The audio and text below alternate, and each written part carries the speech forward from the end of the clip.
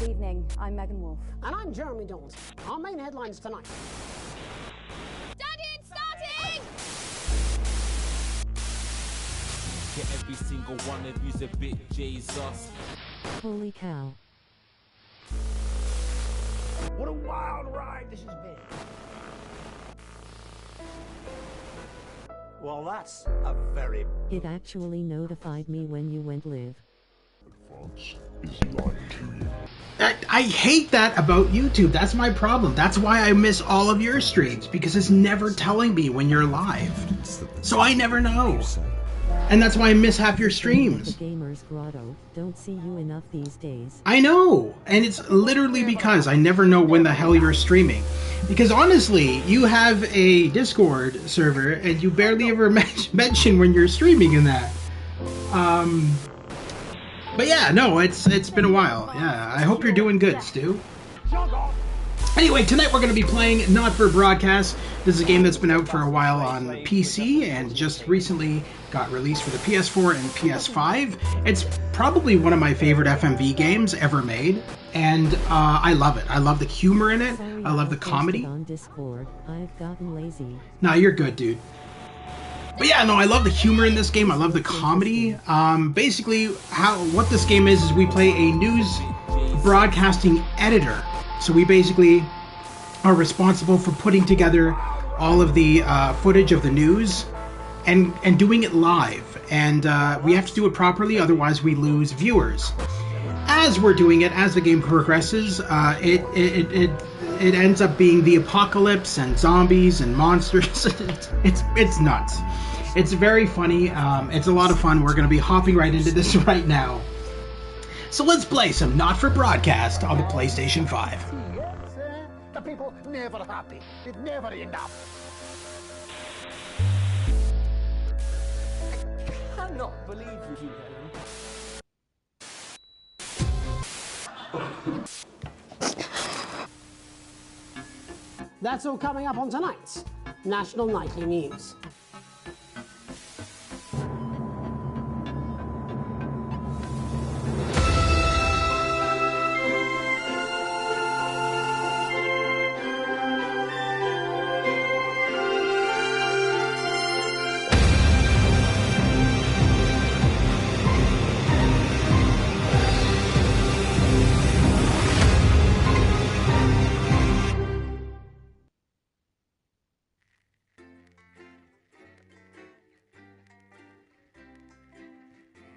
Wow, the TV got much better all of a sudden. Did they upgrade to an HD TV? Yeah, really. It's a good question. But yeah, no, the humor in this is really good. And I found out Conversations with Curtis had a interview with one of the actors from this game. Apparently, all of the acting in this game is all improvisation. So it's actually really impressive when you figure that out.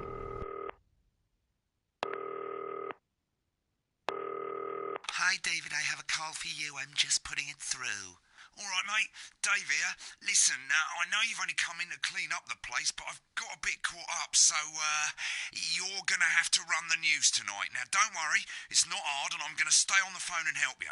First, I'm going to give you a quick tour of the broadcast room, so if you're not doing it already, look forwards towards all those screens. Right, look up at the top. That coloured bar is your audience. You want to keep the viewers going up and not down. Underneath that, you've got the screens. The one on the right is the broadcast screen. That's what the viewers are seeing at home. It's only a couple of seconds behind the master screen there in the middle. That's the one you control. Now, the four small screens on the left show the different signals coming from the studio, and you can choose between them using the numbered buttons on the vision mixer at the bottom left. Don't worry, I'll talk you through it and you'll pick it up in no time. Now, hey Tom, how are you doing tonight? We're playing Not for Broadcast, a FMV game that's really inventive and a lot of fun, and it has a lot of comedy in it. So we're going to be hopping into this tonight, and then possibly tomorrow we'll be going back into more of Hogwarts Legacy. these plugs control everything in the studio.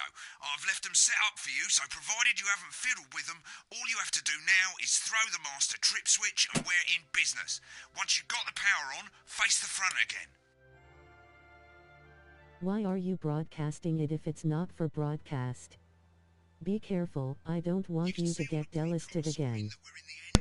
Well, the joke of that matter is, I'm not even going to explain it. You'll see. You'll love this. This game is so funny, Stu. Quickly, mate, look down under the desk. You can see a load of videotapes on the left. They're your adverts. Pick any three and load them into the machines on the right. When you've done that, look up to the front again.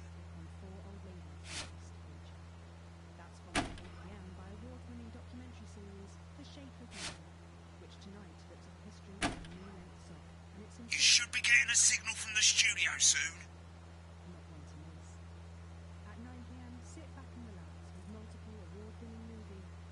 When you get the signal, Comfy. select screen 1 with the vision mixer and we're ready to go. Prawn and mayonnaise? You know, seafood makes me go out and pasta. I'm not sure I want to know what that means. Every day. You offer me prawns every day. 10 seconds, everybody. That's how I show love. You're trying to kill me. And yet you persist. Going 5, 4. But now, it's time to join Jeremy Donaldson. Good evening. I'm Jeremy Donaldson. Good evening. Our main stories tonight. Okay, we're all good. Next is going to be to throw the news titles on screen 2. There'll be a countdown, but I'll count you in as well. Just relax, mate. It's all gravy. Honest Andy's totally independent and corners the flawed. That guy looks like he's about 13. Celebrate as popular. No, he's in his 20s. This was the guy they interviewed on her conversation with Curtis. No, he's actually in his 20s. He's actually really cool. With movie star Lawrence Bunderclatch about his new movie, The Medicated. And, of course, we'll be going live to Advance headquarters to hear what the leaders of this fledgling party have to say on their historic. Right, button 2 in 3, 2, 1, now. Lovely, mate. Next thing is to throw back to Jeremy with button 1 when that globe in the middle shrinks down and vanishes.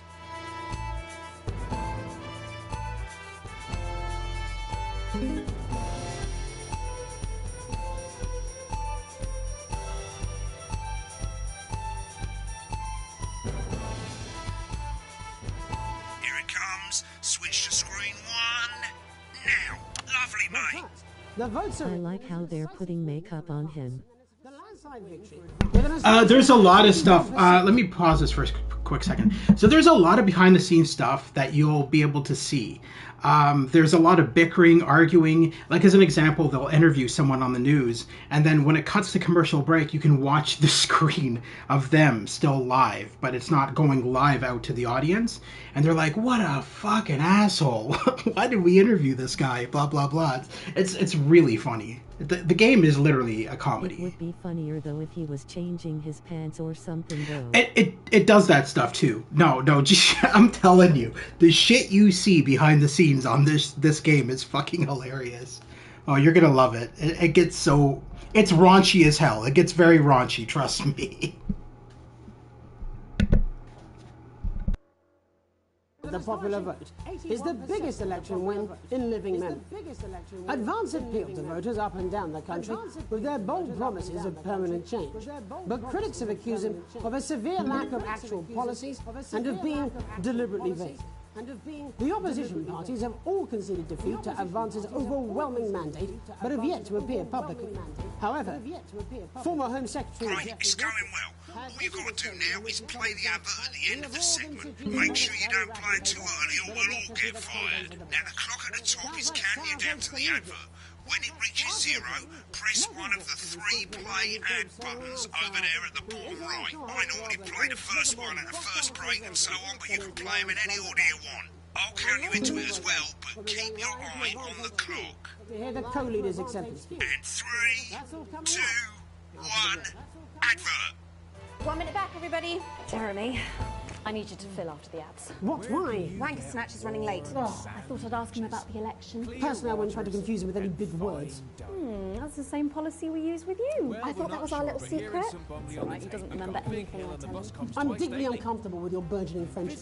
Picturesque Yeah. Bromley this summer and experience a holiday that's simply Wicked. We made it to the first ad break. You're doing great, mate. But this is where it starts getting a bit trickier.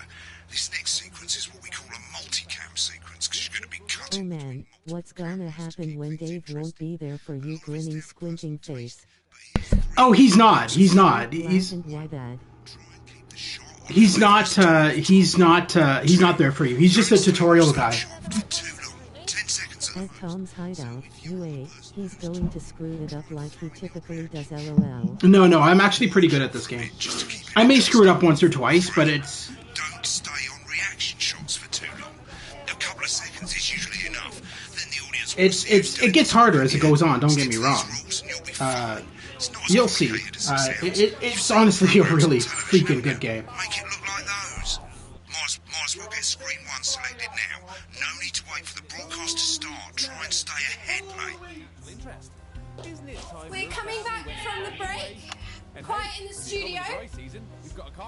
Thank you so much. 10 seconds, everybody. At Stu's game reviews, I'm literally waiting for this, ahaha. 3. Welcome back to the National Nightly News. Later we'll be hearing from shock election winners Advance, but first Get ready to go to Megan on screen 4. is here with the star of both stage and screen. Megan? Thank you, Jeremy. Megan Wolf, culture correspondent. And today I have a guest who starred in everything from Shakespeare Right, go to Blunderclatch on screen 3 when she says his name. by none other than Lawrence Blunderclatch. Thank you so much for coming on. Oh, my dear, I do hope you believe me when I tell you that being with you here today is among... Switch to 2 for the wide now. May I say, having you here with us is among ours. Right, now just try and stay on whoever's talking. Movie, which is called The Medicated. The Medicated? Yes. Wow. HMM, he is decent at this. As I said to Peter at the Wrap, that's Peter Jensen, the director. Do you know him? Give us a look at Megan's reaction. He really is. He's a wonderful I've worked with him. Maybe he should be a director. Now back to Thunder Twat. What a wild ride this has been. What a wild ride this has been. I really meant that. Wow, that is fantastic. And am I right in saying that the character you play in this movie is quite an academic one?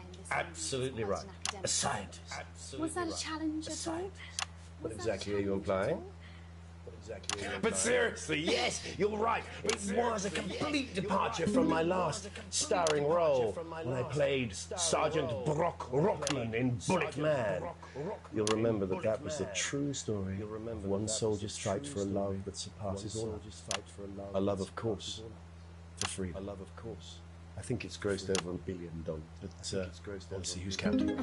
It's a role that saw you scoop 2 Best Actor awards, if I remember correctly. It's so sweet of you to mention it. But I really am not in it for the awards, although those 3 little statues do take pride of place on my mantelpiece. With all the others, I'm sure. So, if you're not doing it for the awards, what is it then that drives you? That is a beautiful question, Megan, and not easy to answer. Like you, I'm afraid. Cut me, and I will bleed. And often, that's how it feels, doesn't it? Doesn't it? Bleeding, doesn't it? Giving, suffering for one's audience. I suppose in the end, I do it for the difference it makes. I do it for the people that I inspire. The little people. But most of all, I think I do it for the positive change that I can bring about in the world. And today, of course, we're in for some real change, it looks like, in the coming few months. What do you make of this historic election result? Oh, well... Well, now you're asking. Historic election result. Indeed. Historic is the word. Well, indeed. Difficult, isn't it? Very difficult. I think I've always been quite clear that when it comes to politics, one should always strive to not fuck things up. Shit, he swore. Oh, well, don't worry, he won't do it again. Shit, he did it again. Okay, don't panic. I'll explain how to deal with swearing at the break. Medicated, which opens next week around I've swapped the shot of Jeremy on screen 1 for a VT of the movie clip. You'll get a countdown on the screen, but I'll just let Megan cue you in. My character, Dr. Lodz Hemlock, is faced with a decision that could affect humanity's very survival. Exciting stuff. Let's take a look. Looks like Blunderclatch is really losing it in the studio. I'd love to hear what he's saying, but we can't find out now. We'll go to the rushes room together once the broadcast's over. I Hello, Grotto. How are you? What's this game? Hey Lewis, how you doing? This is called Not for Broadcast. It's a game where we are in a editing studio and we're doing the news live, and we have to switch between cameras, do perfect editing. At the top of the screen, you'll see my broadcast rating. We want to always keep that in the green. If it goes down into the yellow or red, we can get fired from our job. Basically, we have to make sure everything's going smoothly and pay attention to everything that we're doing. The game gets harder as it goes on. It is a comedy, first and foremost, making fun of the news. It's very British English humor comedy, and it's a lot of fun. I'm drowning, Lance, she said. You need to see this. No, it's all too late. Look at this.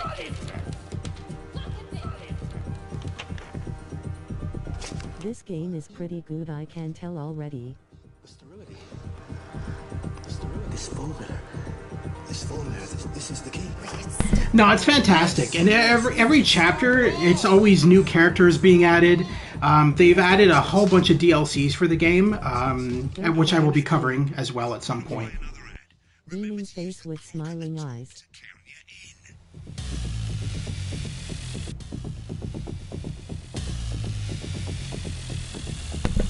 This movie is so stupid.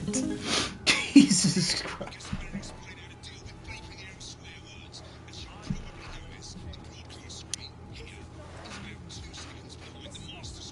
I don't know why his voice is so silent all of a sudden. Oh well. I already know how to do the bleep button and stuff. I'm actually really far into this game under my other save. But yeah, so the DLCs. So this takes place in modern day times. The DLC that comes with the game, the DLC you get for free, and then there's paid DLC. So the DLC that you get for free takes place in the 1950s. And it's literally the news in the 1950s, and so it's all black and so it's all black and white, and it's really cool, like the different costumes, and it's awesome. Honestly, this game is probably one of the best FMV games I've ever played. I'm not gonna lie, just for the humor alone. Mate, if you don't turn up the broadcast volume, you won't be able to time your bleeps. Good. You're set to start censoring. Like I say, it takes a little practice, but I'll try and help you through it, and soon we'll have you bleeping like a pro. Remember, button lights up, count 1, 2, and hold it down. Remember to select the one there that you've got the feed. God help whoever has to bleep this. 10 seconds, everybody. Seriously? We've had worse. 5, 4, 3... Welcome back. And I'm told we can now go live to Advance headquarters, where the two leaders, Peter Clement and Julia Salisbury, are about to make their acceptance address. Oh shit, he's pissed. Shall I start? Get ready to bleep. Go for it, Pat. Shall I start? Okay. Well, thank you all for coming, and, well, where do I start? What a day. They said we couldn't do it. They certainly did. They used every dirty, low-down, lying southern bastard trick they had against us. But you, the people, you saw right through their shit. I'm sorry about the language there. Sorry about that. I've had a couple of celebratory pints. Makes me coarser than a granny's fanny. This is the best. I love it. But to be honest, who can blame Peter for celebrating? Smashed. Throughout the campaign, you've heard us say that Advance are not a political party. A party is what you have when things are going well. When the country is suffering, you don't need a party. You need a team. What's shite? Shite is another word for shit. Is there a signal that you can broadcast for emergency broadcast? I don't want to say anything about that. You'll figure that out later on. For the rich, for them the party's over. They shouldn't be celebrating. I will explain this. So as the broadcasts go on, as the chapters go on and on, there becomes a pandemic. And the game gets really dark and fucked up, but still retains the comedy. You'll see. It's actually really cool.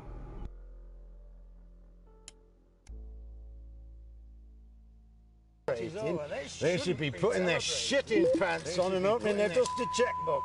Again, nicely put, but not inaccurate. Damn it! Before we came out here to address the nation, we used our executive powers to pass the Assets and Wealth Act. Working with the tax office, we have produced a definitive list of every person in the country with wealth into the millions. You know this sort of, probably you rather you don't, because the likes of you and me are not welcome in their gated communities. Tomorrow, we will be introducing a sweeping reform of the tax system in this country. No more hiding wealth offshore. I am going to complain to Google about this foul language. Fairer, unavoidable set of tax laws. So, all you bastard public school snobs have got nowhere to hide. And earlier today, we revoked your passports. You want them back? You want to leave like you threatened before the election? That's fine. But first, you're going to pay up. You're going to pay it back. Advance are going to turn this country from a nation of warring individuals into a team. To properly fund health and education. To raise the living standards. Adds to this seems kind of your humor face with tears of joy. But you'll see when we've reclaimed what's ours, that's absolute ferret shite. Pay up. Pay back, what a words.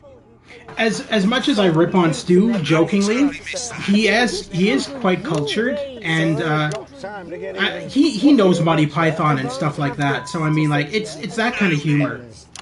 What's a ferret? Sports cars and your mansions and your vineyards. It ends today.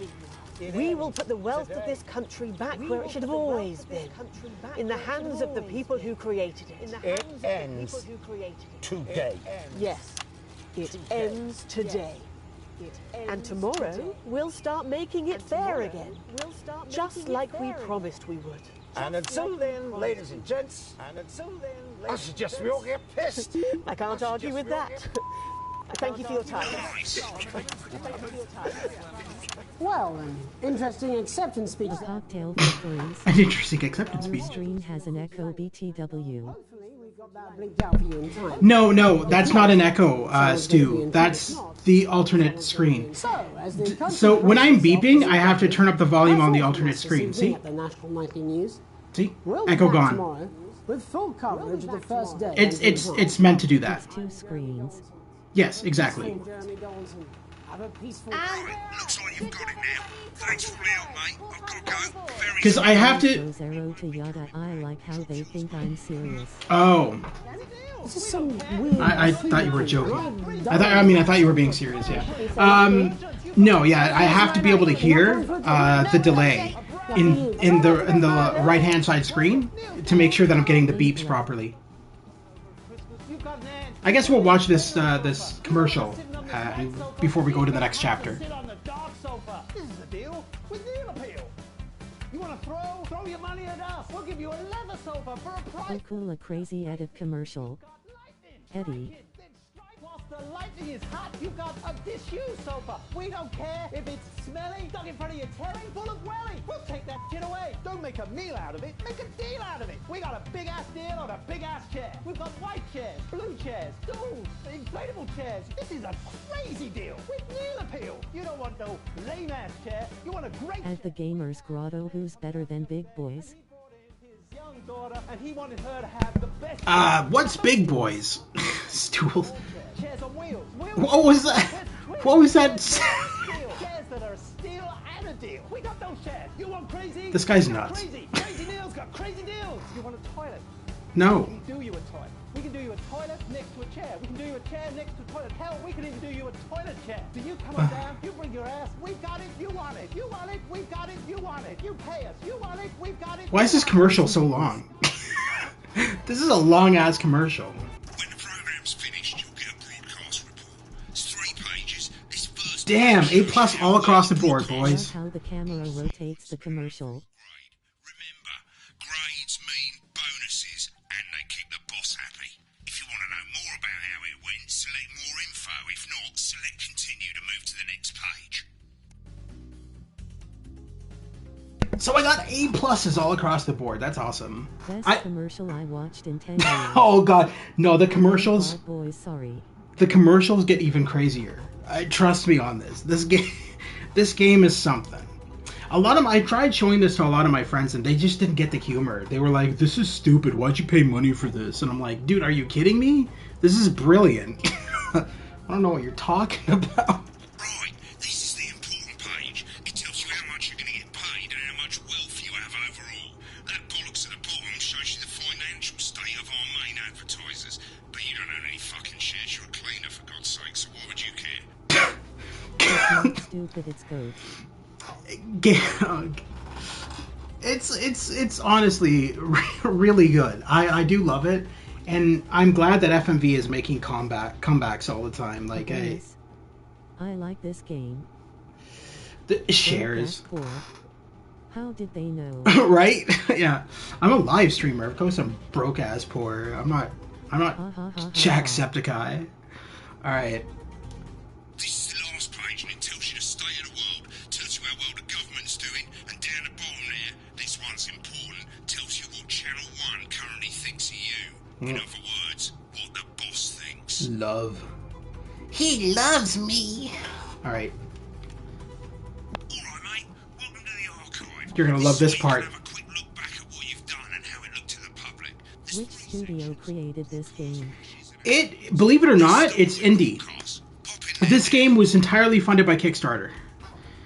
So I don't even think it was a company. I think it was just a bunch of people who came up with an idea and they pitched it to Kickstarter and asked fans if they were willing to support it, and it got a lot of support, and much more so than they expected, because I mean they're releasing DLCs for it.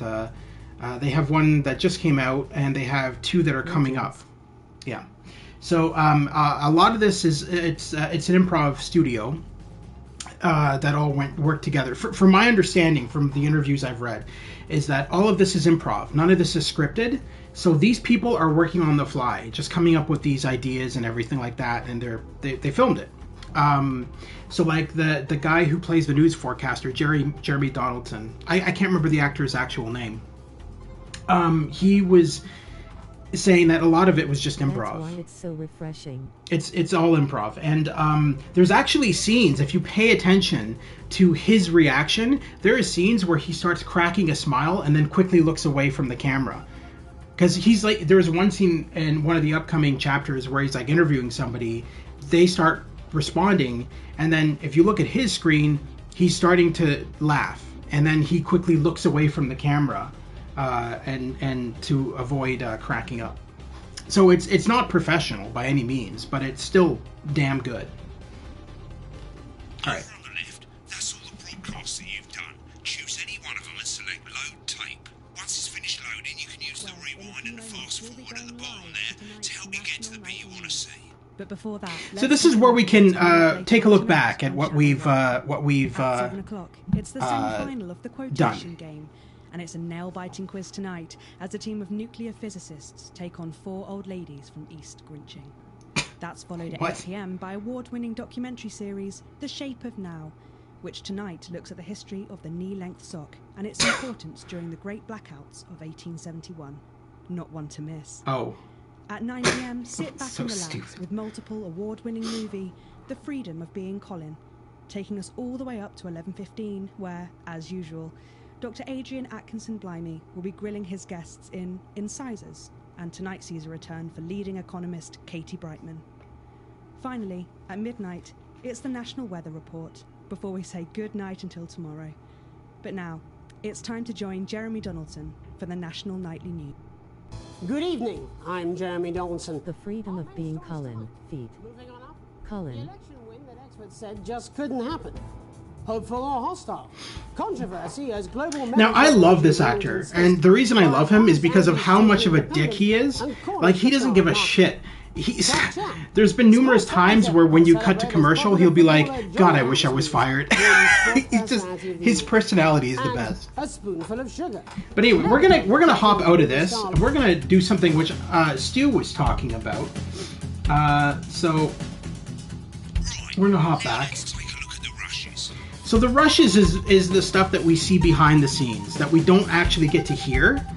Stu was actually asking about that earlier on, and he was saying, God, I kind of want to know what they're saying. They should have gotten that behind the camera in real life for cursing on air. Right, this is the rushes room. It's pretty simple. The 4 screens you can see, they're going to show you the 4 signals you got from the studio. So these are the behind the scenes. Difference is you can mute any combination of them so you can have a listen to the stuff you want and allowed to show. Every day, you offer me pawns every day. 10 seconds, everybody. I'll show love. You're trying to kill me. And yet you persist. Going in 5, 4. Good evening, I'm Jeremy Donaldson. Our main stories tonight. Moving on up, the election win that... How did you discover this game, Grotto? Tell the guy to shut up so you can watch. So initially, I found out about this game on Steam. It's been out for about a year or 2 now on PC. It just made its way to console recently, and I've been a huge fan of it already on PC. So I grabbed it on console because the control layout is a lot easier for me. Megan will be chatting with movie star Lawrence Blunderclatch about his new movie, The Medicated. And, of course, we'll be going live to Advance headquarters to hear what the leaders of this fledgling party have to say on their historic victory. That's all coming up on tonight's National Nightly News. 30 seconds back.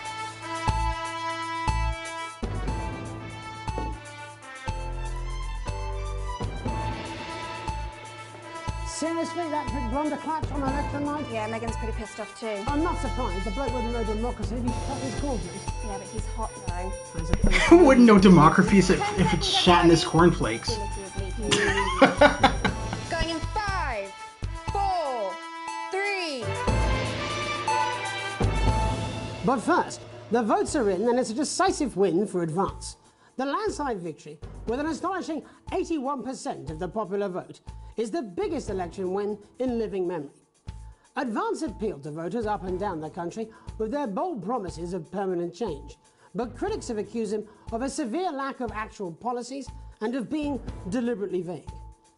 The opposition parties have all conceded defeat to Advance's overwhelming mandate, but have yet to appear publicly. However, former Home Secretary Geoffrey Jeffries has issued a statement in which he comments that we have all been seduced by the shiny wrapping paper, but have yet to see the contents of the box. Sounds like sour grapes to me, Jeff. After the break, Megan Wolf will be speaking to a man whose grapes certainly aren't sour, the international heartthrob and inexplicable box office sensation that is Lawrence Blunderclatch. And later in the programme, we'll be going live to Advance HQ to hear the co-leader's acceptance speech. That's all coming up after the break. 1 minute back, everybody. Jeremy, I need you to fill after the ads. What? Why? Wanker Snatch is running late. Oh, I thought I'd ask him about the election. Personally, I wouldn't try to confuse him with any big words. That's the same policy we use with you. I thought that was our little secret. That's all right. He doesn't remember anything I tell him. I'm deeply uncomfortable with your burgeoning friendship. Love you too. Yeah. All right, let's look at the Blunderclatch interview. That would be the one where he was arguing with everybody behind the scenes. Now, the other thing we can do is we can mute some of these screens. So as an example, when we do the advance acceptance speech with a drunk guy, we can actually mute their screens so that we can hear what the news anchor is saying behind the scenes, which we're going to do now. So let me just hop back over here. Why is this not... All right, stop. There we go. So we'll do Blunderclatch interview first. And then we'll, after all this, after we do the behind the scenes stuff that we can watch, we'll go into chapter 2. These aren't my cards. Please tell me these aren't my cards. No, they're the right ones, apparently. Oh, but this gives me nothing, Jenny. They must see that. Oh, no. I think they think you won't have anything to say. Oh, for God's sake, come on. It's a huge day. He's not an... Absolute bonehead. I don't care, Rob. I'm not doing it. I agreed to do one beastly interview a day. I made that completely clear when we started. Check my contract. Hi, I'm Megan. Oh, piss off. You're on thin bloody ice, Rob. Whole wheat, man. Whole wheat. We're coming back from the break. Quiet in the studio. Thank you so much. LOL, this is 10 funny. seconds, everybody. Going in 5, 4, 3. Welcome back to the National Nightly News. Later we'll be hearing from shock election winners Advance, but first our very own culture reporter Megan Wolfe is here with a star of both stage and screen. Megan? Thank you, Jeremy. Megan Wolfe, culture correspondent. And today I have a guest who starred in everything from Shakespeare to the Shotbot films. I'm very excited to be joined today by none other than Lawrence Blunderclatch. Thank you so much for coming on. Oh, my dear, I do hope you believe me when I tell you that being with you here today is among the greatest joys of my life. May I say, having you Which here is with us so fake, wonderful. eh? Which is so fake that he says that, because 2 seconds before the cameras rolled, he's like, fuck, another interview. Put that shit on the air. Oh, you can. Oh, you totally can. Your ratings go down, but you can. You totally can. So if you play this game in story mode, your ratings don't really go down that bad. But, yeah, you know, you can. You totally can. You can play this game however you want. If you want to put all of that shit on the air, you can totally do so. Ratings go down. Why would your ratings go down? Because, you know, the old granny's watching or whatever. I don't know. But it does put down your ratings if you put on the... If that happened in real life, your ratings would go through the roof. Right? Yeah. Well, you gotta make a game somehow, right? Oh, whoops. Bless you. So you've just finished filming your latest movie, which is called The Medicated. The Medicated, yes. Wow, what was that like? Well, as I said to Peter at the Wrap. Well, we already saw this, so let's fast forward a little bit. We're gonna... Wonderful Jack, he really is. I've worked with him on several movies, all terribly successful. Alvin and the Chipmunks. How do you improve your ratings? Can you put beautiful girls commercials? Well... Lewis. Yeah, so there is a lot of stuff like that that ends up happening, Lewis. I love how you joke about that, but there is actually... there's actually full-on porn later on in the show. there's a lot of shit that happens in this game. That's all I'm gonna say. It gets darker and more fucked up. But the comedy still stays the same. It's next week around the country. Lawrence, do tell us what's going on here. Full on This is a really pivotal scene where... My character, Dr. Lance Hemlock, is faced with a decision that could affect humanity's very survival. Exciting stuff. Okay, And we're so out. Rob, get the car, we're out of here. Mr. Blunderclatch, No! I'm shutting this down. What kind of operation are you people running? Mr. Blunderclatch, I understand you're upset, but we can... Upset? You don't know the half of it. Rob! I'll be at the Dorset. Send up a bottle of scotch and a whole ham. It's in my contract. I'm sorry. I just had to. I had to. Well, go on then. Say it. What? I told you so. Your hair looked nice. See, this is why you're single.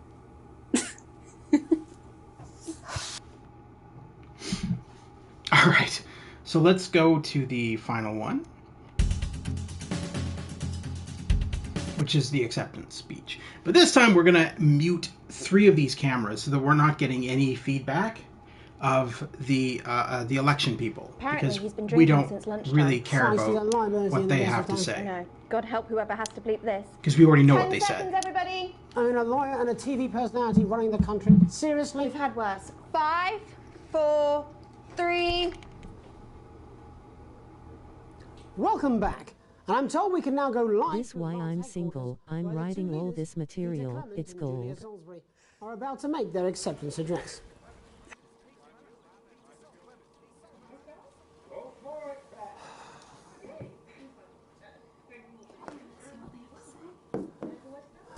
Am I letting hit the source this morning?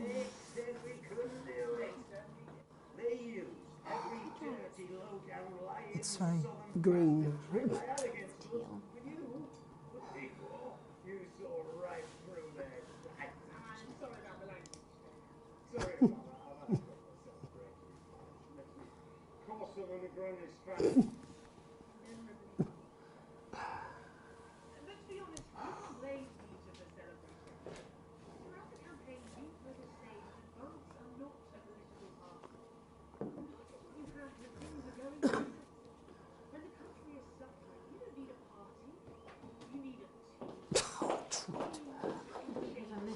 No, party, team spirit, all that bollocks. Swearing.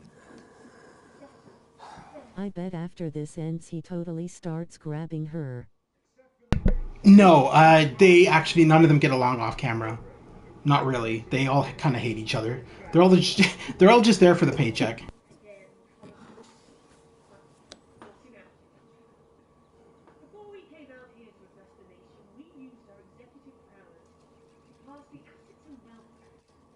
He's drunk. I'm not saying he likes her. Oh, I thought you were talking about the newscaster. The drunk guy. Oh, you're talking about him. No, I don't think so. He's always drunk. Like, there's multiple interviews you have with him where he gets more and more sloshed. They end up winning the election, which is kind of scary.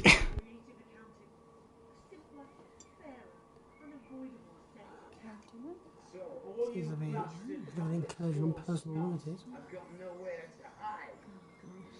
Today, we revoked your passport. Whoa, now that is serious. You want to leave while you're threatened. They took away. They're stopping people moving. That is outrageous. Whoever and whatever they are, they can't do that.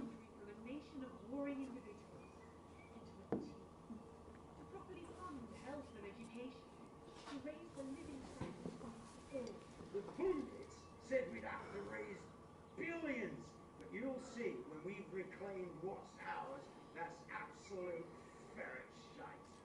So to you posh twats, the people who pay your pittance to serve them drinks in their private clubs, the people whose children you raise. So they've got time to get even fucking richer. Advance have this to say to you. It ends today. We are coming with sports cars and your mansions and your life. Yes, here on the side. We will put the wealth of this country very much in the hands of the people who created it. It ends today. Yes. It ends today. And tomorrow we'll start making it fair again. Just like we promised you. And until then, ladies and gents, I suggest you don't get pissed. I can't argue with that. Thank you for your time. Well, an interesting acceptance speech there from the leaders of Advance, and our apologies for the fruity language. Hopefully we got that bleeped out for you in time. If not, someone's going to be in trouble. So, as the country braces itself for new government, that's all from us this evening at the National Nightly News. We'll be back tomorrow with full coverage of the first day under Advance. I'm Jeremy Donaldson. Have a peaceful night.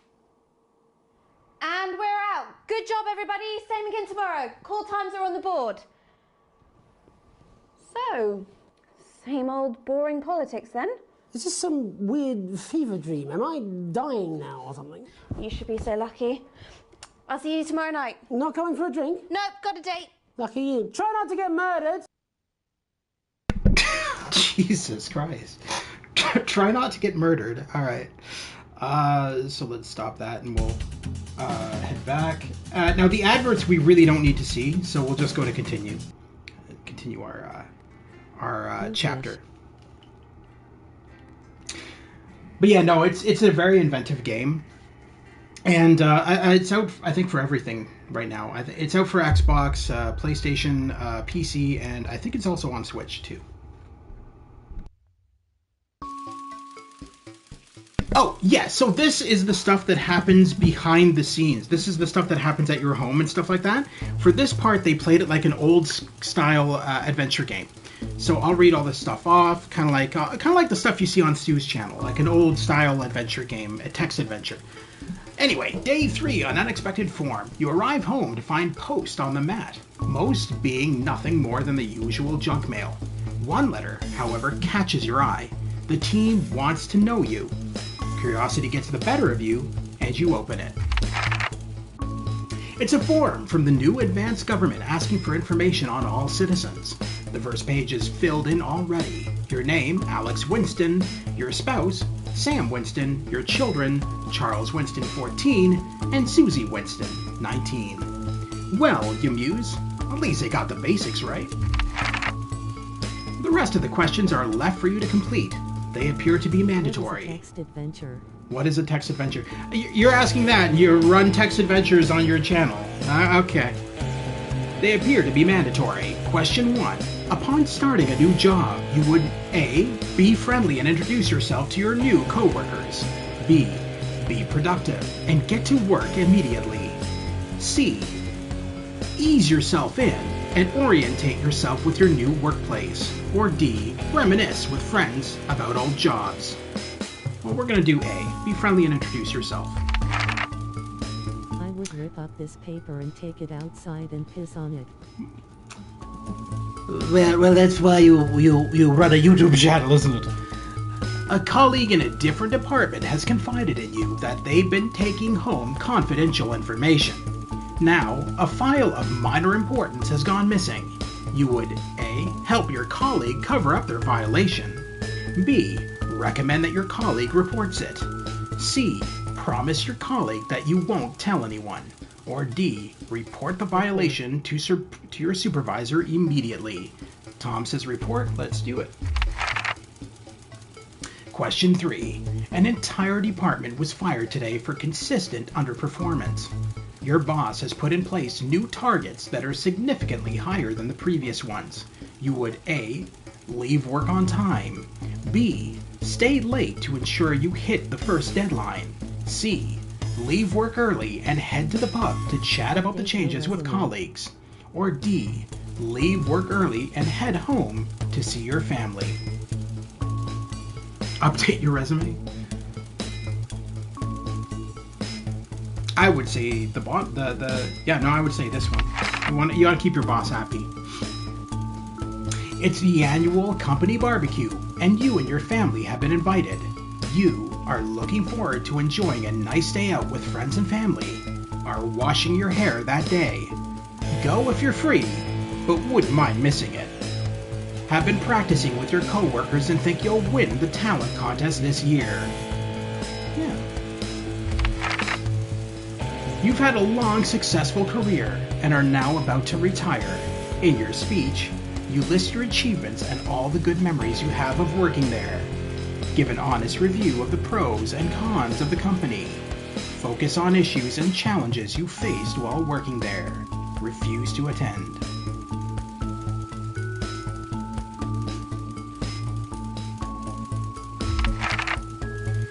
In your spare time, you like to relax alone, doing things like listening to music or making models. Attend political rallies and stand up for what you believe in.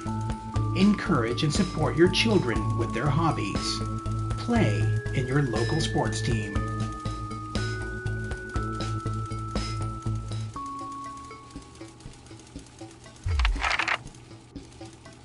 Your ideal holiday getaway would be surrounded by natural beauty, getting away from the strain of the daily grind, exploring somewhere unfamiliar, and discovering new experiences and challenges. A structured day out at a theme park, bursting with thrills and attractions for you and your family. A romantic getaway with your partner to a tropical island paradise. A trip to the public bathhouse. Oh my God, Stu. Yeah.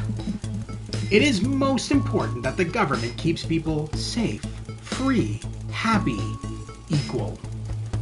I feel like safe would be the key thing everybody wants from their government. Happy, obviously. I feel like safe and happy would be kind of combined together. So let's do happy. Thank you for your cooperation. Advance knows your time is valuable, and we appreciate your help in leading the nation to a brighter future. I might have to do another one of these. So there's quite a few of these. They really flesh out the story behind the scenes. Yeah, so there's another one here. So these flesh out the story behind the scenes and give it kind of an adventure game element. I don't necessarily like these as much as the FMV sequences, but they are still inventive. It's late. Sam and the kids have gone to bed. You're just drying up a favorite coffee cup, a worn-out souvenir of your first trip together. The paint's faded, but the goofy face still makes you smile. A knock at the window brings you back to reality. There, in the garden, clutching a gaudy neon green suitcase, is Chris, Sam's sibling. As soon as you let them in, they sit at the kitchen table, visibly stressed. Chris takes a deep breath. I'm so sorry for busting in so late, Alex, Chris stammers, but I need a favour, and you're the only one I can ask. No problem. What's going on? Are you okay? Should I go get Sam? Notice how everything is non-gender specific. Yes. Chris, Sam, Alex, sibling. Yes. Yeah. This game was well thought out. I said this multiple times. You must have seen all this crazy advanced stuff, the assets of wealth act, they're calling it. People taking hard-earned money to fund the lazy. It's bullshit. You've never seen Chris this agitated. I'm not saying the top 1% or whatever don't have stupid money, Chris adds hastily, but they can't afford it. People like me, we're going to lose everything. That's awful, but I'm not sure how I can help you. You were always the well-off one in the family. I'm sorry, but taking from the rich to help the poor doesn't sound so bad. I don't know what to pick here. Yeah, let's do the bottom one, actually. You know how much money you need to make to be in the top 1%? Chris's eyes flash dangerously. You can't possibly be that naive. They're taking whatever they want and distributing it as they see fit. No government should have that kind of power. Look, that's not why I'm here. I need to borrow your passport. My passport? For what? My passport? I can't give you that. It's illegal.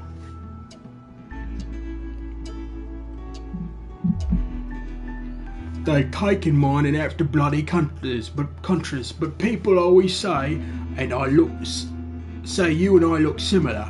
So, Chris is pacing now.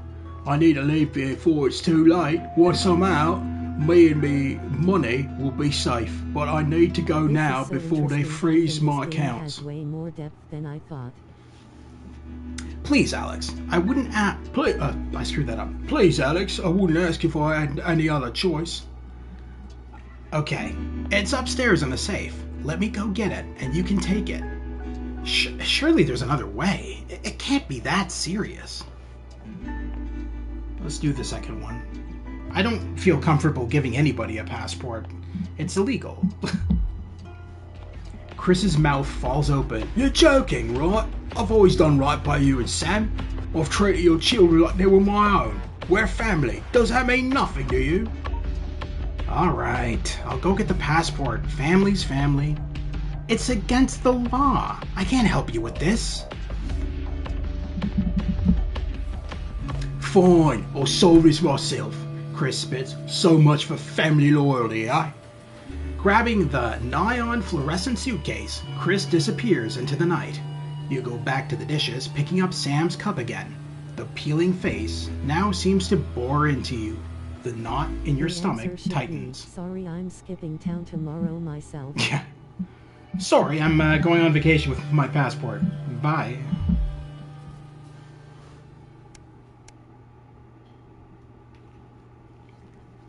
Alright, now we're done with the adventure elements. We're going back into our second day of news broadcasting.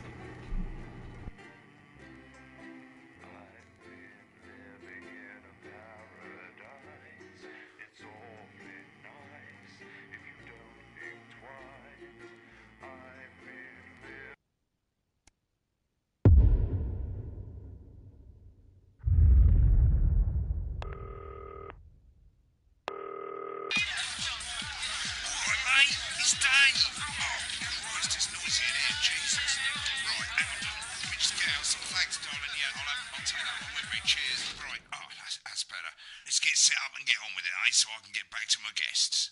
First of all, let's get the power on. You need to get at least the bottom 4 plugs on.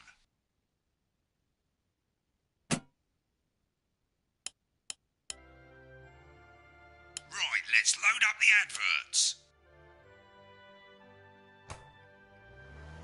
You know, Download the tapes under the desk. Look down. You might want to have a bit of a think about it. Your decisions have consequences, don't they?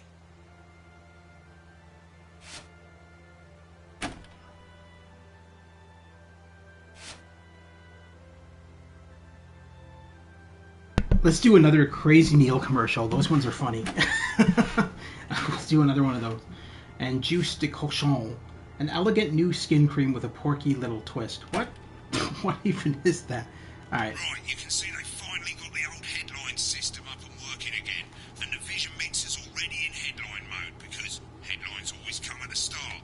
It's really simple, mate. These two buttons at the bottom of the Vision Mixer, you can see they now have A and B on them. And they're to help you pick image A on the left bottom screen here, or image B on the right bottom screen here. It's really simple. This little clock here will count down the number of seconds you have to make your decision.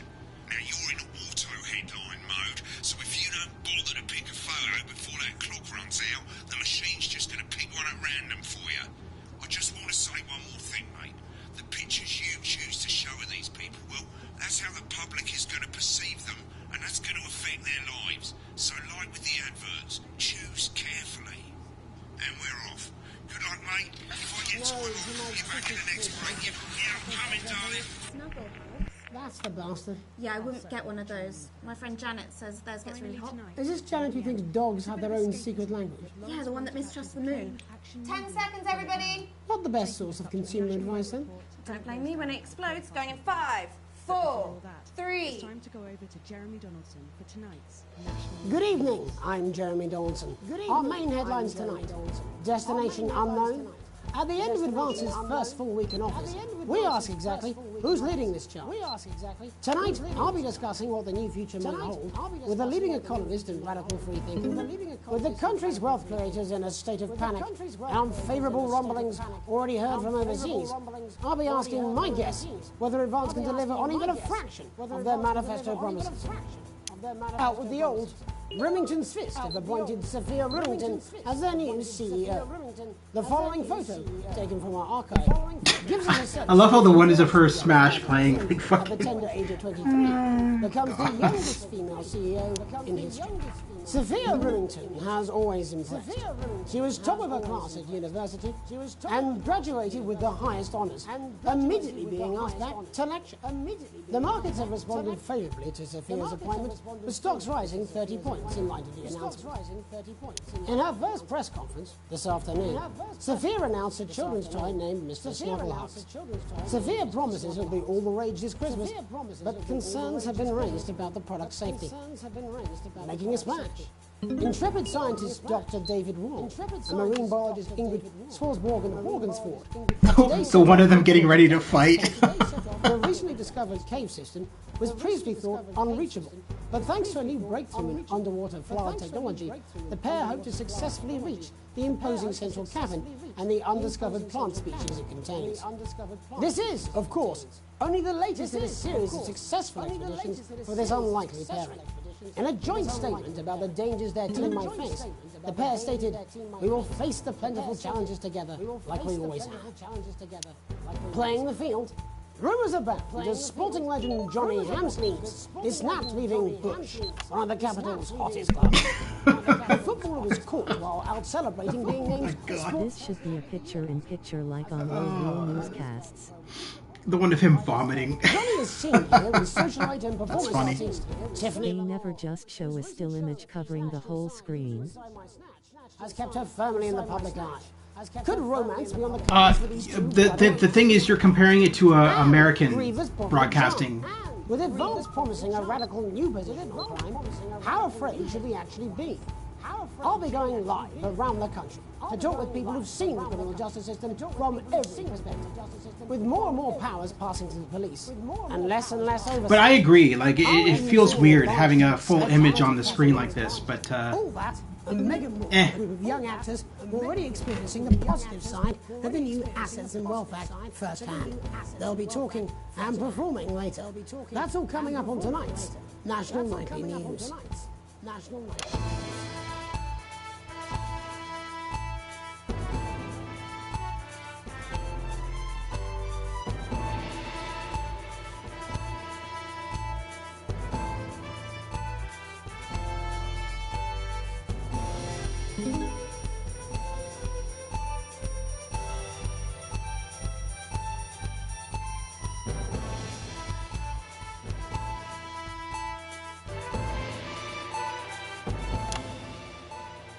In the wake of the government's swift enactment of the Assets and Wealth Act, we're talking about Advance's first week in office and what the new future holds.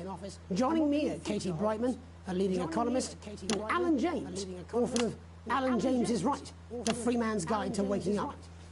Alan, the government certainly haven't dragged their heels on delivering some of the legislation they promised. But what does the Wealth Act mean for us? Nothing, Jeremy. We're still vassal slaves, we're just in prettier cages. A confident dismissal there. Katie Brightman, do you agree? I'm afraid I don't, no. I think that Advance have realised that the current economic system of unlimited, unending growth is untenable, so they're changing things up. There I agree with you. They're moving to the next steps in the grand plan. Grand plan, Alan? It's all in my book. Alan James is right, Jeremy. We're to become the great herd. Ignorant, sterile, and short-lived. That's what they want. Or perhaps Advance have just realised that if we carry on the way we are, we will destroy ourselves and this planet in a mad orgy of consumption, if you'll excuse the colourful metaphor. Yes, orgy is the right word. Only it'll be the overlords having an orgy on our poor broken backs. It's all in my book. Alan James is... Shamelessly self-promoting? Katie, how do you think the rest of the world will respond to this new approach? I think they're watching carefully. Advance are the most disruptive threat that the world powers have faced since the last Great War. Yes, Katie's right. War is inevitable. Thank you, but that isn't... And this will not be a war like we've ever seen before. We're talking millions of deaths. We're talking high-tech weapons that can level entire cities. We're talking... Out of the wrong orifices? Mock me all you like, Jeremy, but when they murder your parents and they poison your food and they... This is Joe Smith from Chum. How would you like a job directing our evening news program at the Gamers Grotto? Democracy is dead. Shut up. Advance are radical, and change is always frightening, but the truth is that the Wealth and Assets Act has made more than 90% of the population wealthier and is on target to produce a permanent end to poverty. Bollocks! What this young lady doesn't understand, Jeremy, is that these are the same people.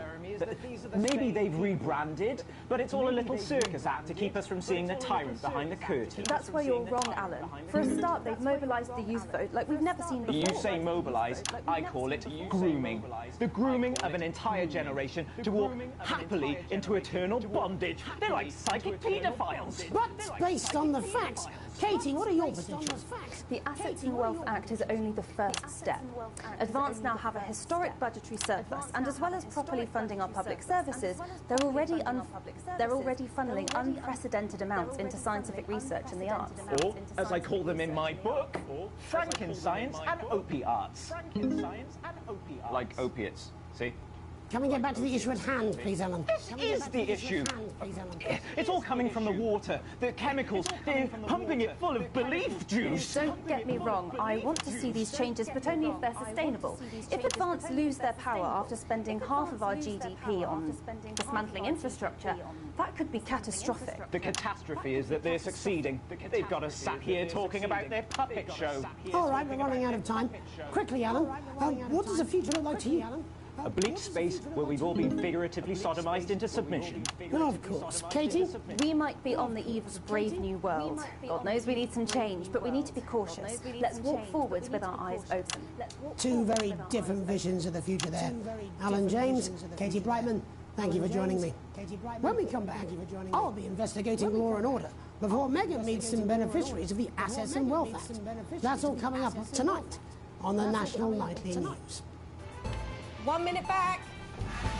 You know, I think they might do some good. I hope so too, Jeremy. How much are you being paid by them, then? Shut the fuck up, Alan. I've never heard so much shit in my life. Well, we'll see who's full of shit, won't we? Alan, I can explain it to you, but unfortunately, I can't understand it for you.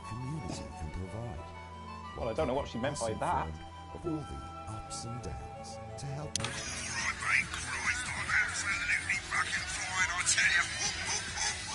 How's it going, actually? Fuck it, I don't care. Wow, what a mouth on that woman. This tune, no. All right, mate. See you later. Bye. Bullshit, you will. She's good. You know she is. I've said a bit of wording. That's all I can do. I honestly love this. This is never in a million years would I have thought that a game like this would be fun, but it actually is. Welcome back. In our second segment, we're going to be taking a deep dive into the state of law and order in our country. Advance have already tasked what they are calling a solutions team to move this serious social problem to the top of the list. Tonight, we go behind the headlines to meet the people who live with the criminal justice system every day of their lives. First up, we have Gregory Judge, a lawyer who sees the problems close up on the front line. Can you hear me, Gregory? Yes, I've got you, Jeremy. Thanks for having me. What face of the cold hand of justice? Well, as you can imagine, Jeremy, we are massively understaffed in this country. We're working every hour we can just to try and cope with the caseloads on our desk. Which must affect the quality of support you can offer. Well, we can barely keep up with demand, Jeremy. There just simply isn't enough being done at a systemic level to relieve the problems. How does that guy know your name? Ministers are doing. We need change at a structural level, Jeremy. His wife's leaving him. It never is it? I'll be at my mother's. It never is it? Just hang on. Just hang on. The problem isn't a local one, Jeremy. It's nationwide. Just give me 5 minutes. I'm talking to Jeremy Dawson. Oh, have you mentioned your affairs? No. Well, the affairs of the Justice Department that we should be concerned about. Yes, the affairs. Hello, Mr. Donaldson. Hello, Mrs. Judge. We need legislation to relieve the pressure on our public Sorry to interrupt the news, Mr. Donaldson. Can I have a moment to tell my husband I'm leaving? Yes, I totally understand. Yes. Quite the picture of a burdened legal sector there. Gregory Judge, thank you for joining us.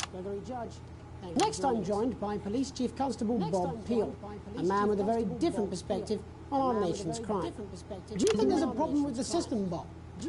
I'm sure we all do, Jeremy. I'm sure we all long for a return to the days when you could safely walk the streets of your community at night, looking in through windows and generally enjoying your neighbours without the risk of being terrorised by some thug with a knife. Or kosh. So you feel the streets simply aren't safe anymore? Where have we gone wrong, Bob? Well, that's not a simple question, Jeremy, but I think it all comes down to moral decay. We've diluted our culture and lost touch with what it means to be a citizen of this once great country.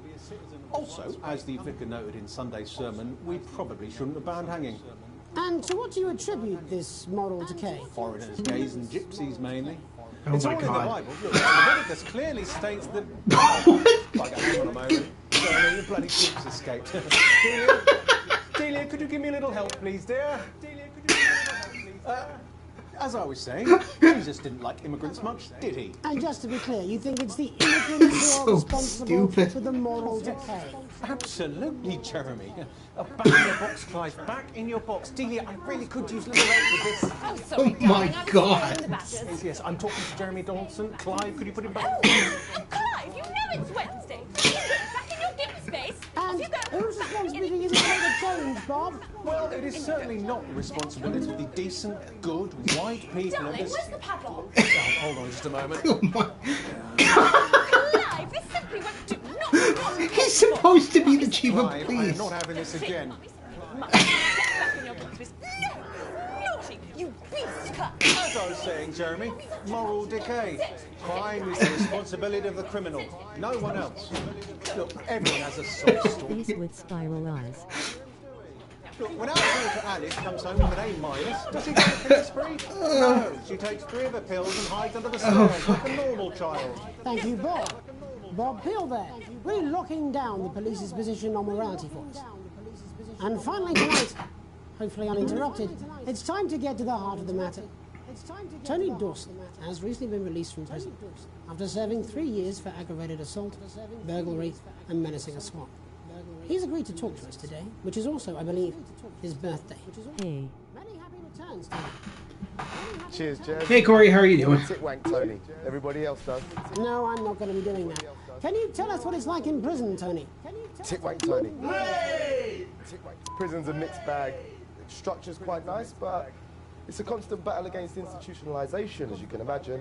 And obviously, tit wanks are quite hard to come by. I'm picking up that you're not alone there, Tony. Tit wank, Tony. Hey! Yeah, sorry, my friends are throwing me a surprise party. Good bunch of lads. Okay, well, we're trying to let you get back to that party as soon as possible. First, let me ask you this. Do you feel that your time spent in prison helped to rehabilitate you in any way, Tony? Tit wank Tony. I don't think it's as easy as that, Jez. It's open! I think asking that is an oversimplification. It sounds like it's getting quite busy there, Tony, but let's try and soldier on. Since leaving custody, have you been able to find a new job? Yeah, all the boys are here. Big Chris, Little Chris, and Vampire Chris. What? Vampire Chris? Oh, okay. 1 sec, love. Chipmunk on the news. Rehabilitation's difficult with the current system, Jez. Just not set up for it, you know? It's inherently unjust. It's open! So, do you feel tempted to... I'm sorry, who's this guy? You are joking. Chrissy Free Bollocks has only got Mr. Fancy, oh. Not now, fellas, I'm on the news. It seems like we've caught you at a bad time. Little boy. Oh, I can't really hear you, mate. It's getting a bit busy here. Jesus. Yes, we seem to be losing the signal there, Tony. Fucking way, let's believe that! Well, we're just trying to get that signal back. I think we... Yes, Tony? Tony, I mean, we're literally away for 2 seconds. How has this happened, Tony? Can you hear me? Well, we seem to have lost our train of thought there a little. Hopefully you, the viewer at home, have managed to glean a broader understanding of the serious and complex issues around law and order. Yeah. After the break, Megan will be live with some plucky young thespians. Don't go away. We'll be back after these messages. 1 minute back, everybody. Mate, I ain't got long and I'm quite drunk. It's been a great night. In this next section, there's a bit of music. If you're editing time with Man, this game is something XD. Oh yeah, no, it's a parody of the news. It's not, none of it's meant to be serious. It's English humor. It's definitely English humor.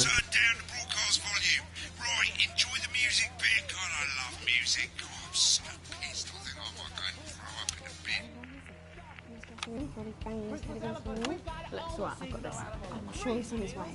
Come on, it's welcome back. How hard can it be? This is on you. 10 seconds, everybody. You're not open on Megan. Camera 2. Going in 5, 4, 3. Welcome's Black. I'm Megan Wolf, and on tonight's Culture Spot, I'll be chatting with one of the first beneficiaries of the Assets and Wealth Act, a team of inspiring young people from Scritchford Sixth Form College who today received a grant from Advance to take their play, Hey, Friendship, on a tour of local secondary schools. Welcome to you all. Well, let's start with you two, Harriet and Charlotte Winstanley-Hamilton. Girls, you must be thrilled. We are, Megan. We're overwhelmed, to be honest.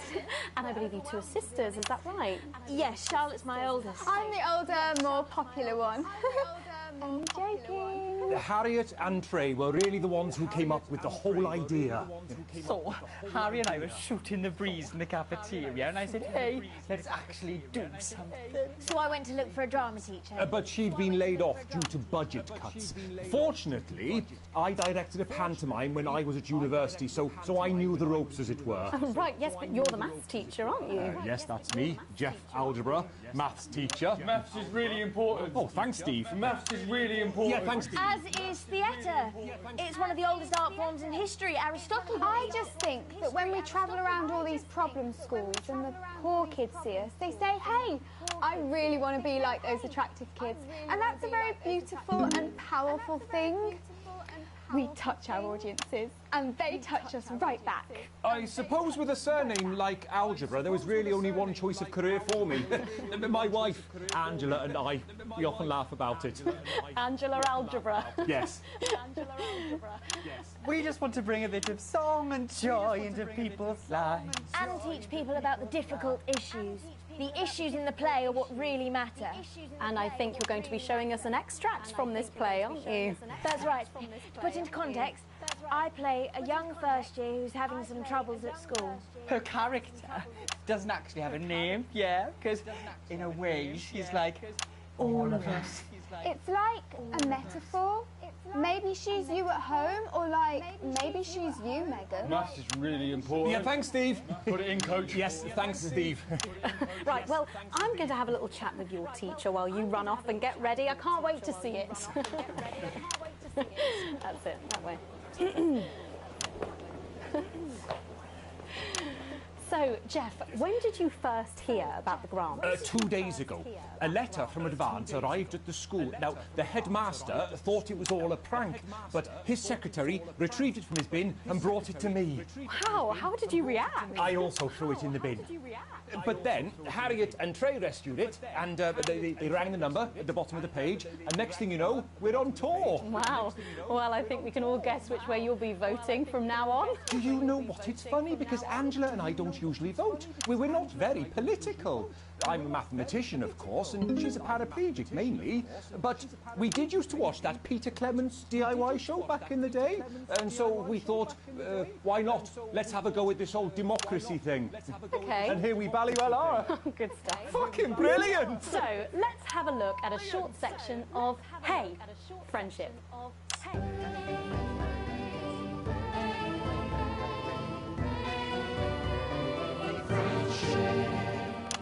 Dear Diary, I'm not sure I can take another day at this school. Another day of tears. Tears.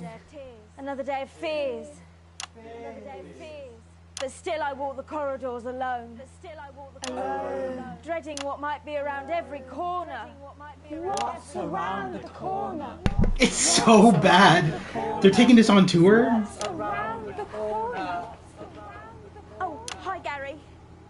Oh heavens no! It's Gary the Fist! Gary the Fist! Going somewhere, little first year? Great. I've been looking for some poor victim to bully all morning, but will this make me feel better about my violent father? Excuse me, I'm late for maths. It's my favourite subject. And so important. Maths is for losers. What? Maths is for losers. My arm's stuck, Coach. Keep going, for fuck's sake. Maths is for losers. Now, give me your lunch money. Double lunch for me today, but why am I only truly happy when I'm eating? Not today, Gary the Fist. What do you mean not today? Who are you? What do you mean not today? My arm's free, Coach. Brilliant, keep going. Right, who are you to stand up to me? I'm Gary the Fist. And you're just a sad little girl with 2 gay dads who's all alone. That's where you're wrong, Gary the Fist. These are my 2 new friends. Vanessa is captain of the netball team. Yeah. And Blake owns a motorbike. Yeah. But I can't fight all 3 of you. And I don't have any friends of my own.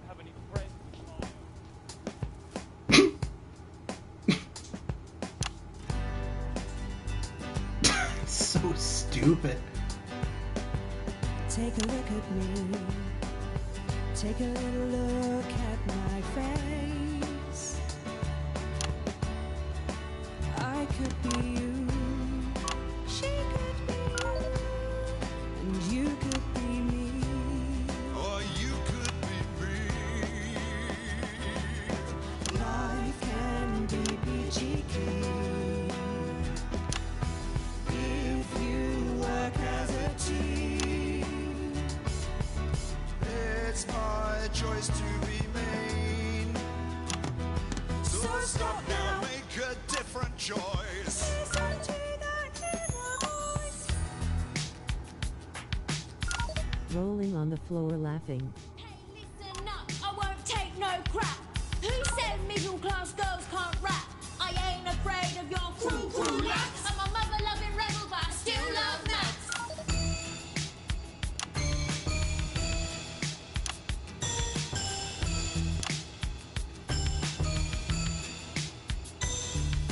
Hey, kids, I'm Gary the Fist. People think that folks like me probably shouldn't exist.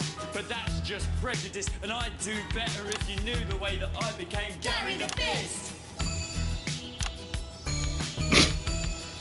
Face with tears of joy rolling on the floor laughing. What is this? was hip, but the flats weren't great. My dad used to come home drunk and late, and he'd hit my mum for dinner, he had to wait. Where's my dinner, woman? It's not ready. Where's my dinner, woman? Don't make me ask you again. Hitting women is wrong. I guess life's pretty hard on a council estate. Life's pretty hard on a council estate. Life's pretty hard on a council estate. Life's pretty hard on a council estate. Life's pretty hard on a council estate. Life's pretty hard on a council estate. Life's pretty hard on a council estate. It's so damn hard on a council estate. Life can be peachy keen. Yeah.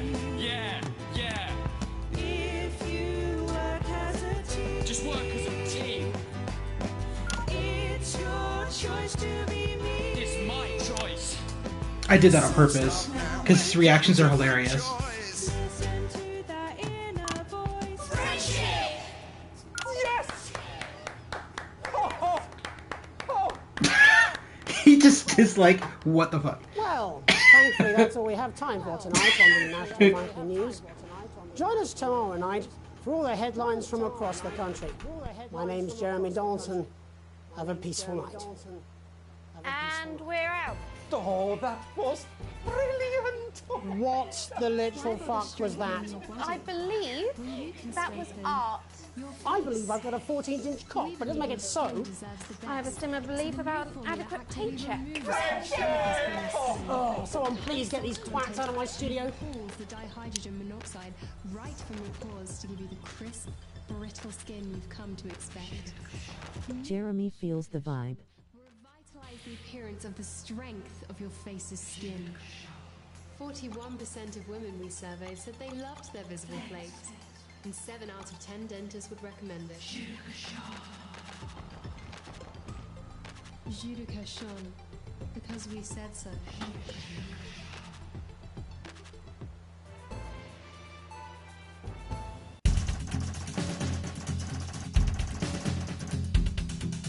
Just do cock on.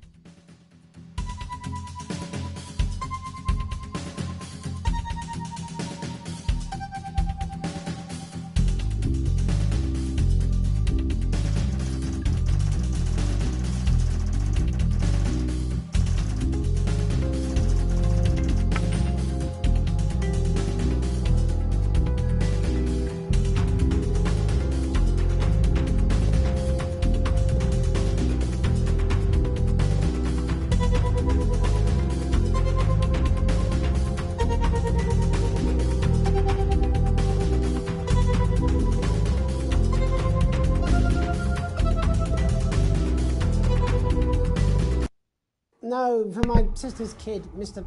Fuckletugs or something. Snuggle hugs? That's the bastard. Yeah, I wouldn't get one of those. My friend Janet says theirs gets really hot. Is this Janet who thinks dogs have their own secret language? Yeah, the one that mistrusts the moon. 10 seconds, everybody! Not the best source of consumer advice, then. Don't blame me when it explodes. Going in 5, 4, 3... Alright, that one was interesting. The Alan James interview should be quite interesting because that guy is a total idiot. So let's head back over here to stop.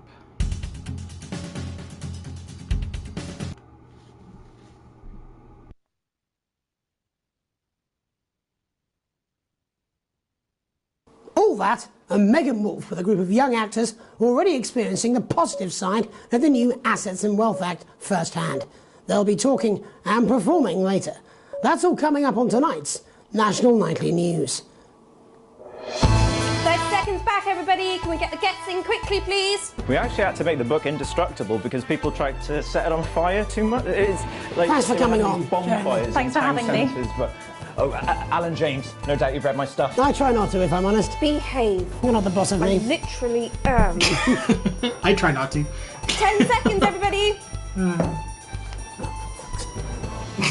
We're going in 5, 4, 3, 2. In the wake of the government's swift enactment of the Assets and Wealth Act, we're talking about Advance's first week in office and what the new future holds. Joining me are Katie Brightman, a leading economist, and Alan James, author of Alan James is Right, The Free Man's Guide to Waking Up. Alan, the government certainly haven't dragged their heels on delivering some of the legislation they promised. But what does the Wealth Act mean for us? Nothing, Jeremy. We're still vassal slaves, we're just in prettier cages. A confident dismissal there. Katie Brightman, do you agree? I'm afraid I don't, no.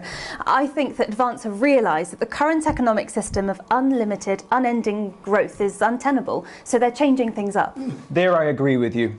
They're moving to the next steps in the grand plan. Grand plan, Alan? It's all in my book. Alan James is Right, Jeremy.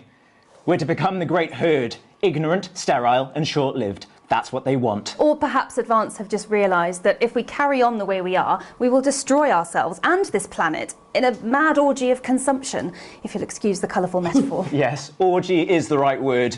Only it'll be the overlords having an orgy on our poor broken backs. It's all in my book. Alan James is... Shamelessly self-promoting?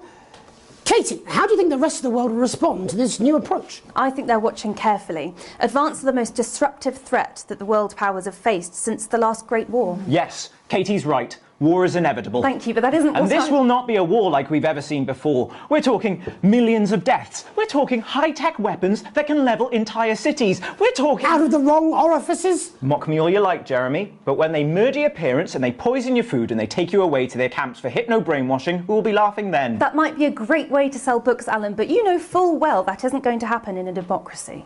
Democracy is dead. Yes, Advance are radical, and change is always frightening, but the truth is that the Wealth and Assets Act has made more than 90% of the population wealthier and is on target to produce a permanent end to poverty. Bollocks! What this young lady doesn't understand, Jeremy, is that these are the same people.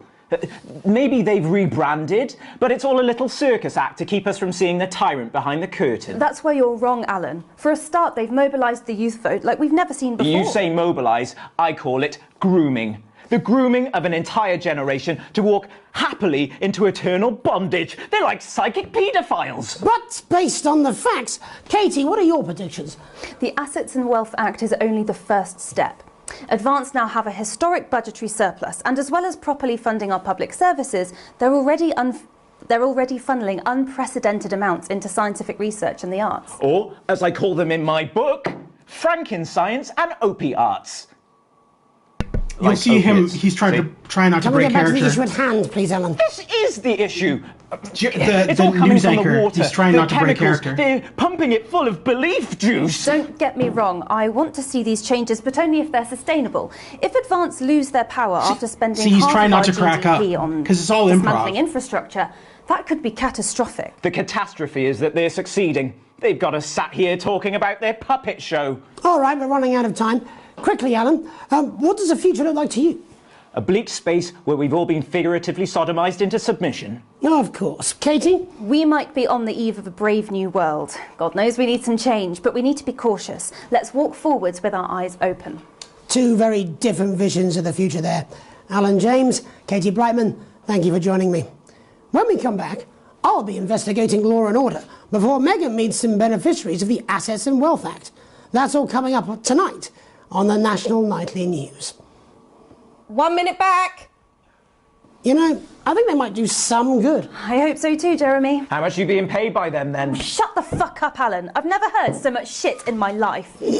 Well, we'll see who's full of shit, won't we? Alan, I can explain it to you, but unfortunately I can't understand it for you. Well, I don't know what she meant by that. All right.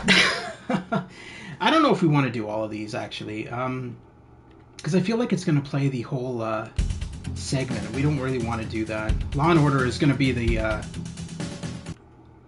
Law and Order is going to be the thing with the GIMP and all that stuff. I'm just saying I'll do what I can, that's all. Oh shit, you will. She's good. You know she is. I've said a bit of wording, that's all I can do. 10 seconds, everybody. Is little JD scared of the big bad culture with water? If that sticks, I'll destroy you. 5, 4, 3. Welcome back. In our second segment, we're going to be taking a deep dive into the state of law and order in our country. Advance have already tasked what they are calling a solutions team to move this serious social problem to the top of the list. So as the game goes on and the pandemic starts to happen, they end up broadcasting from home, and that's when the game gets really First up, funny we have Gregory because they Judge, just a lawyer who it's sees a the mess. problems close up on the front line. Can you hear me, Gregory? Yes, I've got you, Jeremy. Thanks for having me. What's it like on the front line of the hard face of the cold hand of justice?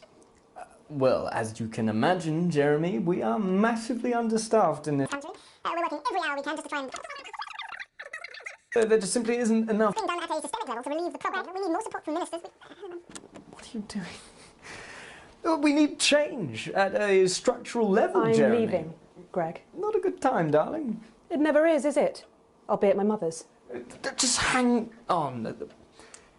The problem isn't a local one, Jeremy. It's nationwide. Just give me 5 minutes. I'm talking to Jeremy Donaldson. Oh, have you mentioned your affairs? No. Well, the affairs of the Justice Department that we should be concerned about. Hello, Mr. Donaldson. Hello, Mrs. Judge. We need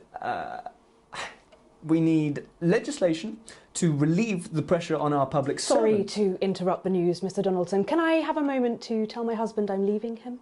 Yes, I totally understand. Quite the picture of a burdened legal sector there. Gregory Judge, thank you for joining us.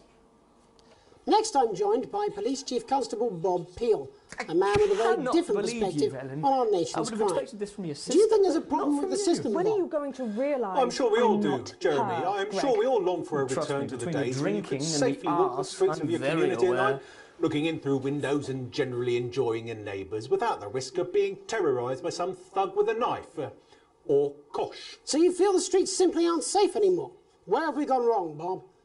Well, that's not a simple question, Jeremy, but I think it all comes down to moral decay. We've diluted our culture and lost touch with what it means to be a citizen of this once great country. Also, as the vicar noted in Sunday's sermon, we probably shouldn't have banned hanging.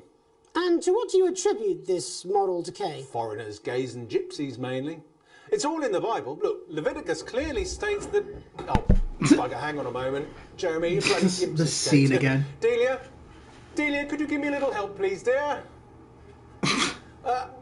As I was saying, Jesus didn't like immigrants much, did he? And just to be clear, you think it's the immigrants who are responsible Just for him the struggling. moral decay? It's so Absolutely, Jeremy. Back in your box, Clive. Back in your box. Delia, I really could use a little help with this. Oh, sorry, darling. I was spaying the badgers. Yes, I'm talking to Jeremy Donaldson. Clive, could you put him back in the box? Oh, Clive, you know it's Wednesday. Back in your box space. And whose responsibility is it to make a change, Bob? Well, it is certainly not the responsibility of the decent, good, white people of Darling, this... where's the padlock? Hold on just a moment. Oh, Clive, this simply won't do. Naughty boy. Mummy said... Clive, I am not having this again. Mummy said get back in your kid space. No! Naughty! You beast, Clive! As I was saying, Jeremy, moral decay. Crime is the responsibility of the criminal, no one else. Look, everyone has a sob story, but we don't all end up as barbarians, do we? Look, when our daughter Alice comes home with an A-, does she go on a killing spree? No, she takes 3 of her pills and hides under the stairs like a normal child. Thank you, Bob. Bob Peel there, really locking down the police's position on morality for us. And finally tonight, I spoke to Mallory at the Bridge it's Club. time to get to the heart of the matter. She says the hall is absolutely fine for Sunday. Oh, marvellous. Now, I booked your mother in for a hearing test. Oh, did you? Yes, I did. Now, how's your IBS been? How's your IBS So I been? believe his birthday. Many happy returns, Tony. All right, we don't need to see the Cheers, rest. This Call me we Tick already Like know. Tony. This we already know what's happening there. And I don't want to do the. I don't really care about the Hey Friendship one, the singing one, because it's just ridiculous. All right, so let's continue on with our next chapter. What are we sitting at right now? We're at an hour and 34 minutes. All right, so yeah, let's do one more chapter, I think, and then we'll probably call it a stream.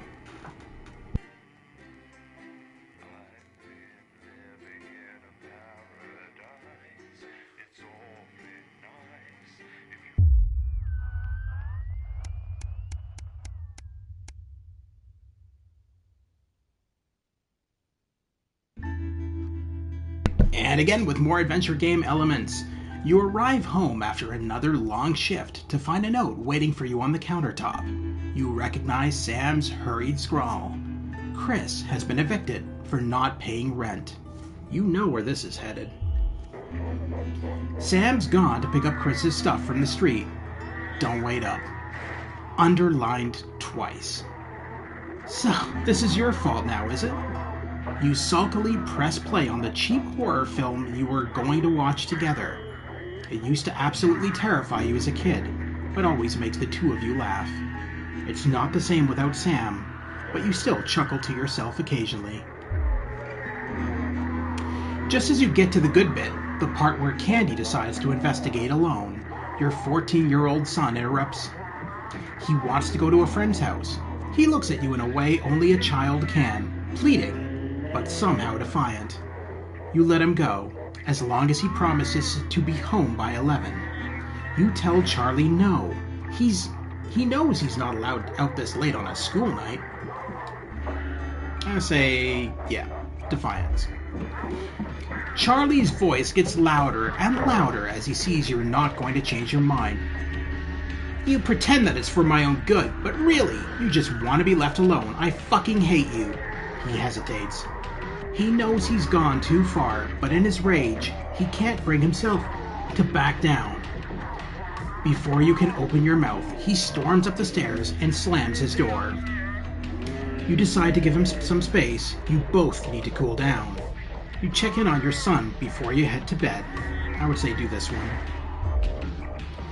You knock on Charlie's door, and when there's no answer, you quietly open it.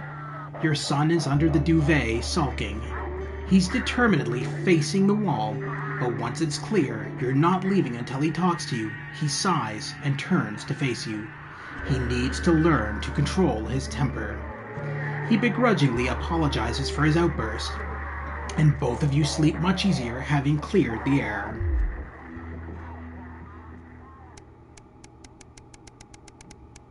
Damn, that's a lot of days being skipped. Wow. Alright. A tight Christmas. You can't help but crack a smile as you look around the table. The snow has settled on the grass outside. The kids are pulling a cracker while your elderly mother tries to keep her eyes open. You did always have a soft spot for Christmas. You're sitting at the head of the table now, your dad's place. It's been a tense afternoon. Everyone can feel it. It's the first time you've seen Chris since you refused to part with your passport. It's a big change for Sam. The two siblings used to be inseparable. Christmas is usually such a nice time of year. The clatter of cutlery is all that can be heard as Chris stares pointedly at you. Are you having a nice Christmas, Grandma? You make a toast. You stay silent.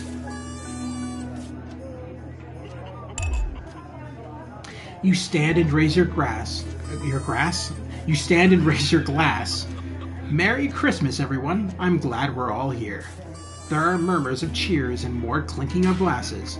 Chris doesn't move. Yeah, we're all here. No thanks to you. Chris, sighs Sam. Come on now. It's Christmas. Can't we put that behind us? I wasn't talking to you. Sam's right. Let's try and enjoy ourselves. Chris turns away from you, taking some frustration out on a cheap cut of roast chicken. Your daughter Susie seizes the opportunity to corner you. You know how you love me? You chuckle. This sounds familiar. I'm not gonna like this, am I? You joke. Susie rolls her eyes. You know, me and my friends are planning on going traveling this year. Susie begins innocently. Well, I was hoping you'd help me with the money. She's interrupted by Chris, who makes a derisive snort. I want all your breath, Suze. Not known for your generosity, are you, Alex? Chris, do us all a favor and shut your mouth. Ignoring Chris, you smile at your daughter. We'll see so many parts of the world and learn so much about other cultures, Susie gushes. You sigh and lower your voice. You know, money is really tight now that Grandma's staying here. We just don't have that kind of money, Suze. But please, Harriet's parents are helping her. I'm sorry. I wish we could afford it, but we can't. Alright, fine. We'll find a way to make it work. Yeah. Sam interrupts. Sorry, were you... Wait, who's Sam? Oh, the wife. Sorry, were you going to consult me on this, or were you going to just carry on pretending I don't exist? You feel your cheeks flush red and turn away so Chris can't see. You know you haven't been the most attentive lately, but this rebuke still seems harsh. Sam exhales and seems to brighten, but luckily for someone, I agree. This is a great opportunity, and I'm sure we can find the money somewhere. Sam isn't looking at you. Charlie excuses himself awkwardly as you start to clear the plates in silence. Have you had a nice birthday, Pat? Your mother chimes in cheerfully. Merry fucking Christmas.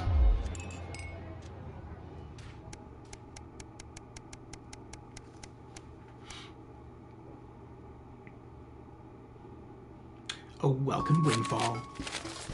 You're leafing through the pile of accumulated posts. Each new bill pulls on your gut like a lead weight until a flash of blue makes you pause. Recognizing the teal Advance logo on the envelope, you tear it open. Dear Winston residents, thank you for sending us your passports for approval. We can now confirm their receipt and validation for the new Assets and Wealth Redemption Scheme.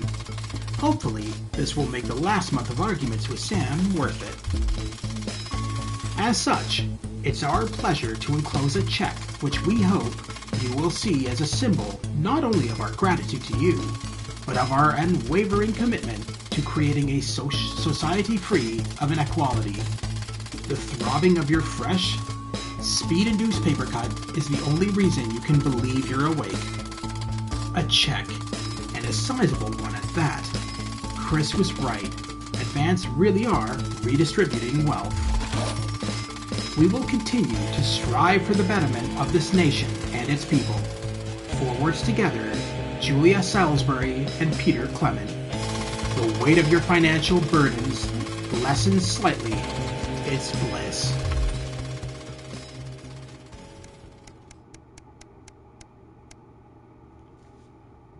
A long weekend. Why does the zip on this damn case never close? It's your anniversary. Every year, you and Sam go away for the weekend, usually camping. You're not made of money. You've been looking forward to it for ages, finally getting some time alone together where you can forget about the noise of life. No kids, no work, just a bit of romance and some peace and quiet. The zip finally gives up the battle, and you drag the bulging suitcase down the stairs. The answering machine is blinking on the hall table. Good evening, Alex. This is Mr. Bozeman. I'm calling to inform you that you will be required to work this weekend. Your heart sinks. Some information has come to light concerning the rising tensions between our nation and foreign powers, and the National Nightly News team will be working around the clock to ensure we break the story first. Needless to say, I will expect your attendance tomorrow morning, 8 AM sharp. Have a pleasant evening, Alex. Shock turns to annoyance and then fury. What are you going to tell Sam? Sam comes downstairs brimming with excitement. Kissing you, they grab the car keys from the dish and start to load your bags into the back. Ignore the message. You need this weekend. Apologize profusely to your spouse, but you really should go into work. Bozeman's temper is legendary.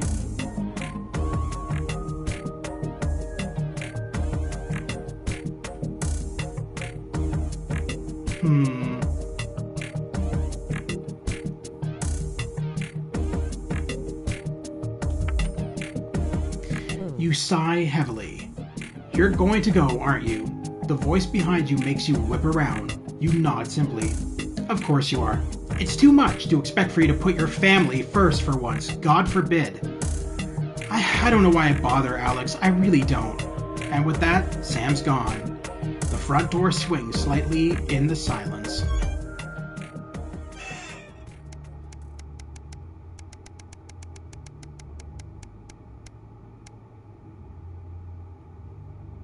A permission slip.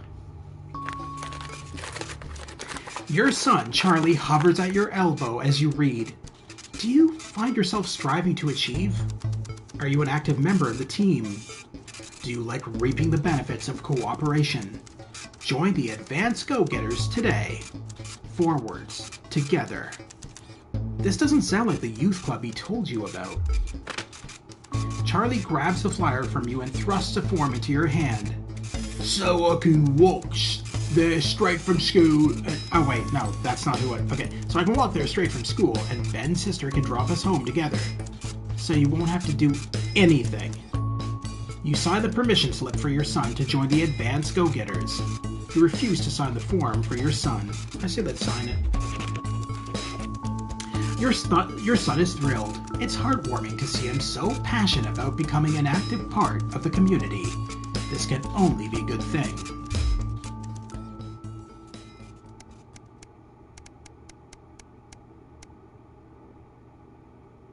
A profitable partnership.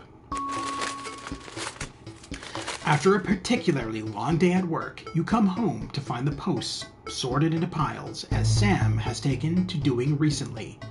Most of it is the usual rubbish, but a letter with the increasingly familiar Advance logo and urgent, please respond immediately, plastered on the front in a correspondingly urgent red font grabs your attention.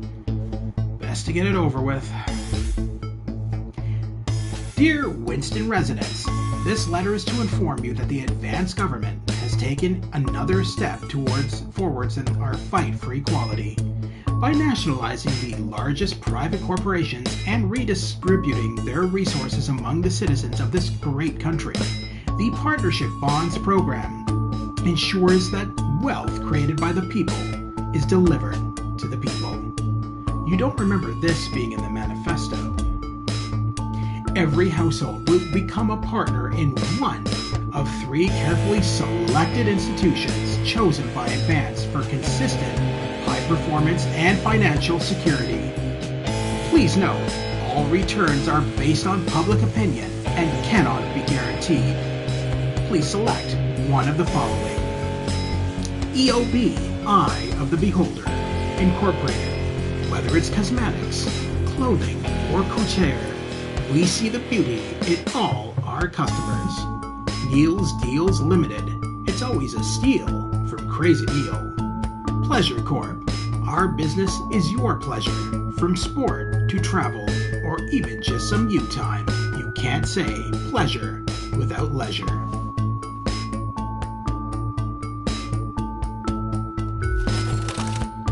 Thank you for making your selection. Please return this form using the envelope provided. You will receive a report from your partnerships in 3 to 6 working months. It seems even Advance can't defeat the quagmire of governmental bureaucracy. The future of this nation is in partnership. Forwards together, Julia Salisbury and Peter Clement. Just how much influence could you have? Your wealth goes up. Hopefully. We will see. Are we finally going to the news? Nope. A teenage rebellion. You step out of your old car in silence. Sam slams the door and you wince, hoping the door won't come off its hinges. You don't say anything. Now's not the time. As you approach the front desk, you feel physically sick. The police officer asks you to wait. Eventually, after what seems like an eternity, your daughter is brought out by an officer with a kind face. She's a good kid, but if we pick her up for graffiti again, we will have to charge her. You nod and apologize on Susie's behalf as Sam hugs her shell-shocked daughter. As you shake her hand, the officer lowers her voice. Oh, it's a female officer. Keep her away from that boy and I think she'll be fine. In the car, you attempt to broach the subject, but Susie refuses to say a word. After a while, you give up your questions about who this boy might be and just drive. Hours later, you stare at the ceiling, worrying. The stillness in the bedroom is the only sign that Sam is also wide awake. Who is Susie hanging out with? Why is she acting out? Neither of you are going to sleep tonight.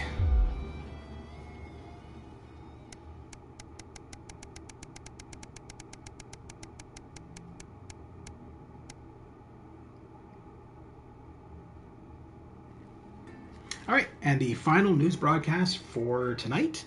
So we'll do all this, probably watch the behind the scenes of that, and then we'll probably call it a stream.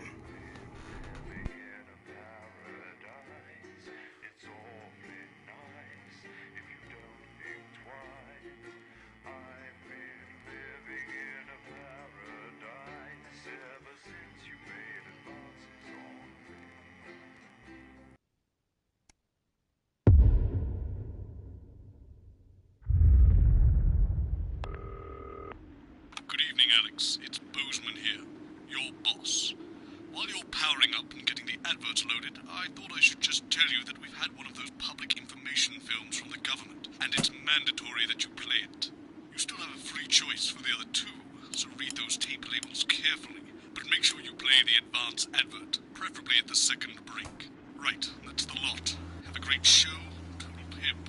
My God, that was nasty. Oh, how's it going with Steve? Why are all men... Check your prostate. Okay, we'll do advanced transition in the second slot, like he said. And Sorry, are you saying he chose his imaginary friend in the sky? Crazy Neil. We're good. It probably is a really awful date. 10 seconds, everybody. Like I said, all of you. Did your personality accidentally slip out? Pricks. Going in 5, 4, 3. Good evening. I'm Jeremy Donaldson. And I'm Megan Wolfe. Our main stories tonight. Uncooperative. A mysterious symbol has appeared overnight on thousands of buildings throughout the capital. Tonight, in an exclusive live interview with Prime Ministers Julia Salisbury and Peter Clement, I'll be asking what this mysterious symbol might mean.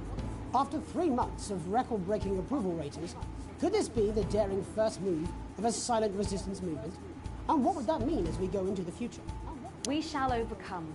Trapped in Dante's taint for more than a month What? now, doctors Ingrid Svorsborg and Horgensvoord and David Wong announced today that they're considering 2 possible options. With 2 of the finest minds in science working together, hopes are still high for the eventual return of the team to dry land. Without enough engineers to successfully fix their craft, the team seem likely to attempt to farm the cavern's ecosystem while they wait for rescue from above ground. I think I'll stick to risotto, Jeremy. Bloodbath avoided. As the last Mr. Snugglehogs is found and destroyed, we ask, how could we have been so blind? Fortunately, this station wisely chose not to advertise Mr. Snugglehugs, and the subsequent disappointing sales turned out to be a miracle, as only 7 children were horribly injured by the lethal toy. How much worse could it have been? Thankfully, we'll never know. Julia Salisbury, who mobilised numerous government resources to recall the product immediately after the first blindings, said today that the new advance mark, which must be earned by all new products, would be a 100% ironclad guarantee of safety and quality. Table for 2.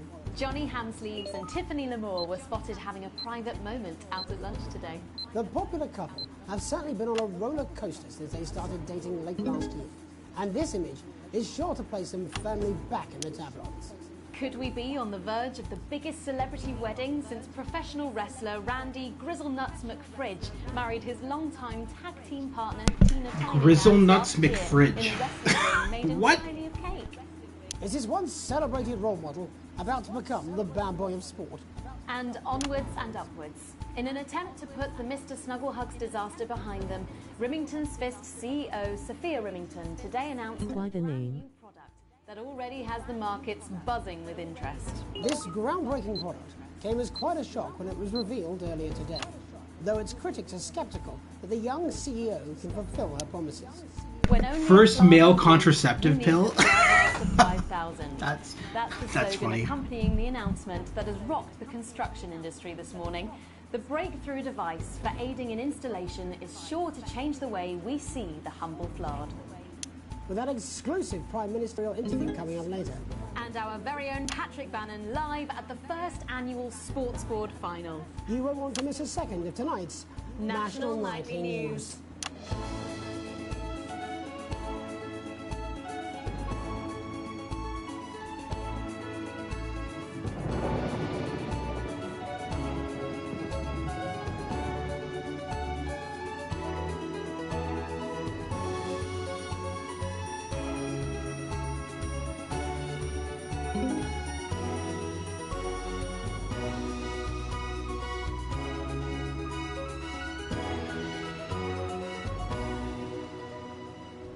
first tonight. While Advance is certainly proving popular with the majority of the country, who've seen their wealth and standards of living increase considerably, for some, the transition has not been as pleasant. That's right, Megan. The formerly aristocratic members of our society have had to make major adjustments to come to terms with the new regime. Robin Short is in suburbia investigating rumours that these previously privileged people may be planning some kind of protest. Robin? Thanks, Megan. I'm here in Moderate Hatchings to talk to Wentworth and Penelope Somerset Bentley, who were relocated to the house you see behind me after Advance passed the Assets and Wealth Act on their first day in office. Tell me, how are you settling into your new lives? Well, quite frankly, Robin, we're not settling in at all. Our neighbours are whitewatters. It's simply untenable. I hope you'll forgive my language, but it's as steaming as a Wednesday hatch basket with too much spatty. Steady now, Penelope. She had to dress herself this morning and she still hasn't found Shit. My goodness, that must I hit the wrong button there. She really struggles with women's, Robin. Well, at least you've been rehoused in a nice big house. Big house? This grubby little gaddis spatch only has one staircase. And the breakfast room and the dining room in the same bloody place. Imagine that, having all one's grub in one room. One room, Robin. So what do you say to the One people room, that feel Robin? that your family has had it far too easy for far too long, and that these redistributions are both fair and just? I hardly think we've had it easy for fuss's sake. Only one of our swimming pools was even heated. But realistically, what can you do? Well, you've asked the right bloody question, Robin. Thank you, Wentworth. I wasn't the youngest ever editor of the Swinstead Middle School Inquirer for no reason. I think our toilet butler was from Swinstead. Dear George. Oh, I wonder what happened to him. Daddy tried to shoot him in the buttocks and he ran off into the woods. Oh, good times. No, that's probably my last happy memory, Robin. Tragic, but what can you do? We will rise and rebel.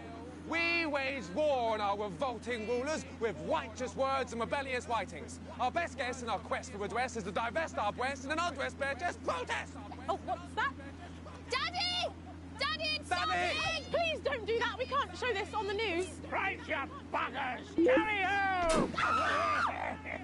Tilly! Get the dog! Tilly's our mummy. She's proper cracked off too. Well, at least you are showing some shame. Free at last! Oh!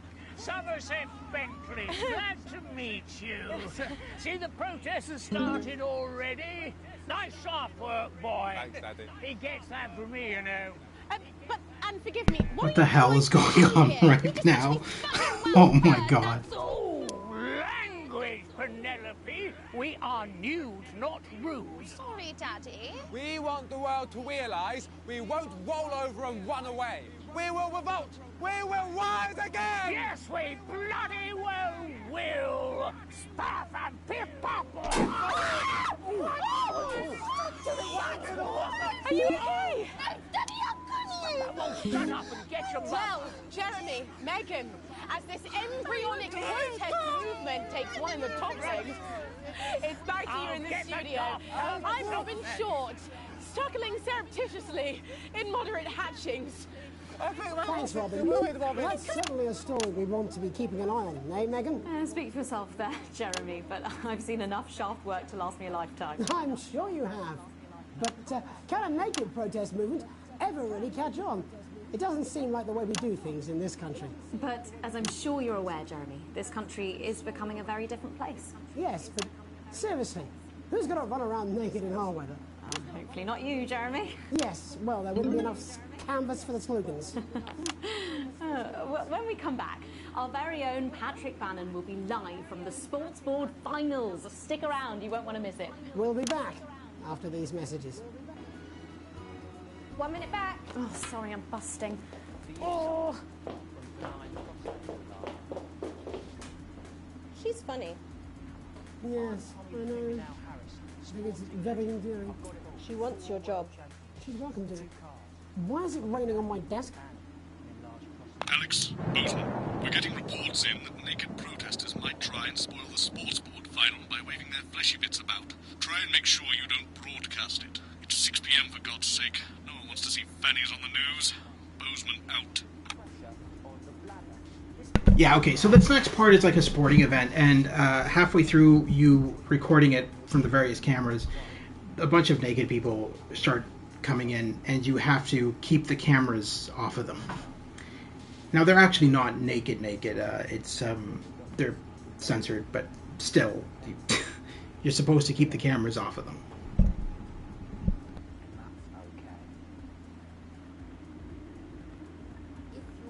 Well, that's what it says. Yes, I understand that, but I always say welcome back. I think we should just keep it as it is. Well, of course you do. I've got one hack line. What's that supposed to mean? I didn't write it, Jeremy. That's all right, fine. Jenny, there's something wrong with the auto cue. 10 seconds. Oh, I just felt a drip again. Have they not fixed this? I want to see us fry. It's good for the ratings. 5, 4, 3. Welcome back to the National Nightly News. I'm Megan Wolf. Coming up later, we'll be speaking to the Prime Ministers about their exciting new healthcare facilities, transition centres. Nice to see they care. You're absolutely right, Jeremy. But first, we're going now to our own Patrick Bannon, who's reporting live from the finals of the new game that's gripping the nation, Sports Board. Patrick? That's right, Megan. You join me live here for the final of the first annual Sports Board Championship. It's been a hotly contested competition so far. I think it's fair to say these two have been dancing around each other all season.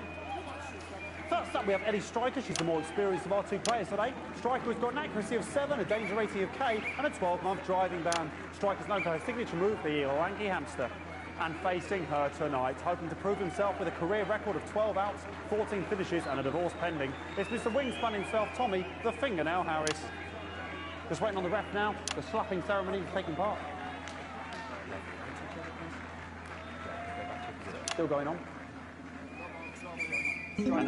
Striker, of course, first to start as she won the trivia round earlier on by some margin. Harris, perhaps the brawn and not the brain. Stupid.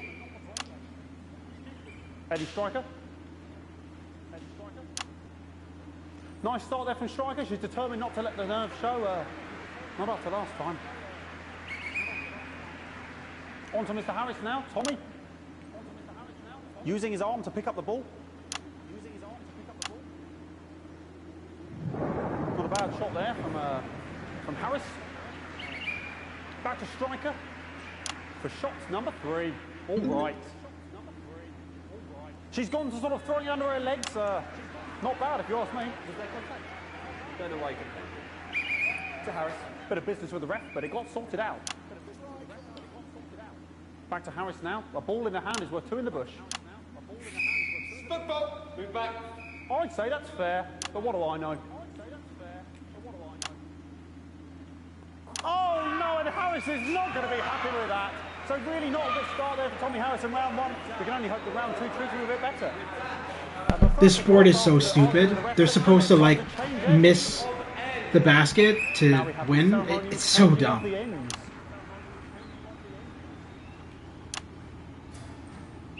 And of course now they go back to the starting positions, as that makes sense. No. It doesn't make any sense. None of this makes sense. Winter round 2 now with Harris. Okay, we seem to have some sort of streak on the pitch. I apologise if we broadcast any of that stuff. She appears to have slogans across her breasts and arse. Try and ignore all of that. Security, I'm sure we're going to take them out as soon as possible. Apologise if we broadcast any of that. As I said, we're going to get the situation resolved as soon as possible. They're trying to carry on play, but it's proving a bit difficult, and I'm struggling to follow. Because it's quite an eyesore, and women's bodies, yeah. All right, great. Okay, so back into round 2 now, and Harris absolutely determined to close that massive gap. Try ignore XD. Eddie Striker. Hey, Basilisk, how you doing? I've seen ever. Harris. And was that the fitted thumb screw? We haven't seen that since the heats. What a brilliant move. Back to Striker. And we know what that means, ladies and gentlemen. That is, of course, the ground sound. Makes no sense at all.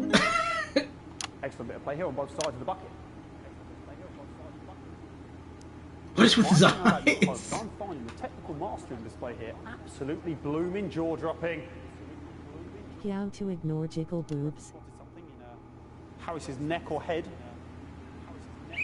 And And Harris is having an absolute shocker. What a miserable start there for Tommy Harris. But he is a late bloomer, of course, I've always said that. And after all, it is a game of two halves. 4 rounds and 7 subgenres. But now, of course, it's time for the half-time show. Sponsored by Bloomington Switch. On my whistle, on my whistle. Nice piece of music here to start the half-time show. Okay, another posh protester loose on the court here. We can only apologise for that. We'll do our best to shield you from having to look directly at it. Is running around here with his genitals on display for all to see. And ruining what was shaping up to be quite the dance interlude there. Now he's thrusting himself in Harris's face. Security's on it. And the bucket has been knocked over. I cannot stand it when the bucket gets knocked over. Hopefully he'll get taken out now. Genitals flying around for all to see. Really, if you ask me, not Sunday morning television. And out of there, hopefully taken away, never to be seen again. Final poses. Oh boy, cannot be in the final pose. And a lovely finish there on both sides of the bucket. I wouldn't like to call that one. And as we head into round 3, I'd love to know what's going on in these two players' heads. But unfortunately, because of science, we can't. Thank you, thank you, thank you. Not bad. Well, that ball boy's giving me the eye all day. Striker there, not a great start. She looks a bit flustered, I think, after all that swinging around. Back to Harris here. God, what I wouldn't give to be that ball. I'm all right, ladies. What? Okay. Tommy Harris. And it dribbled down his arm, which is actually a really good move, because, of course, if it dribbles down his arm and goes on the floor, it's not going in the bucket. Back to Striker.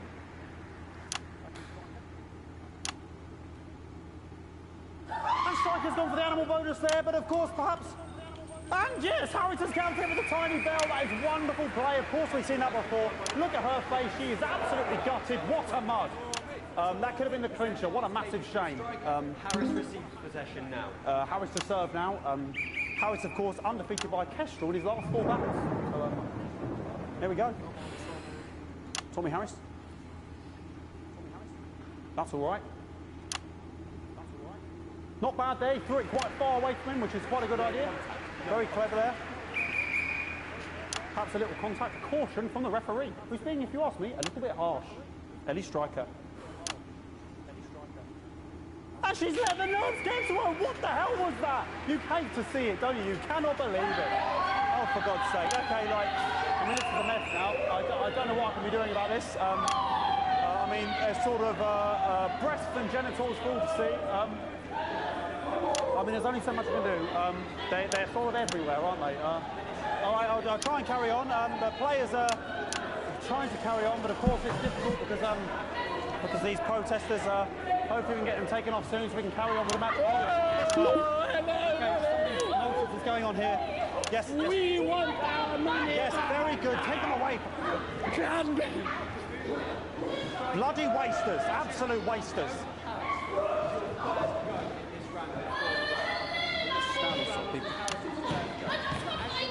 Oh, jog on! This is the mine round. An absolute bloody... Okay, and now we're going to go into the final round. And of course, as it's a Tuesday, the final round is a mime round. Who could believe it? Nice imaginary shot there from Harris. It really could go in there at this point. Imaginary really shots. High-level play here from 2 absolute juggernauts of the sport. Hold. The bucket getting moved back to its proper place. About time, if you ask me. She's juggling it around from her hands. Interesting. And she's put it in her mouth like as if it was an egg. And now she's and she spat it out. She did the egg spit. So nice play. From Striker, but she's in it to win it. On it like a car bonnet.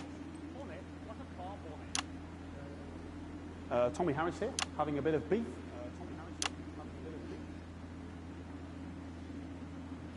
And he's peeling it as if it were a banana, which is an interesting move. Not sure if he has any potassium or what's going on today with Harris. And he's trying to... Abracadabra was the ball! What a fantastic move there from Harris. Unfortunately, that is the end. What a pathetic... There we go, Jeremy, that is over. How can he look his 8-year-old son in the face tonight? What a lump. We just have to wait for the referee now to announce it to make sure it is all official. Contestants in, please.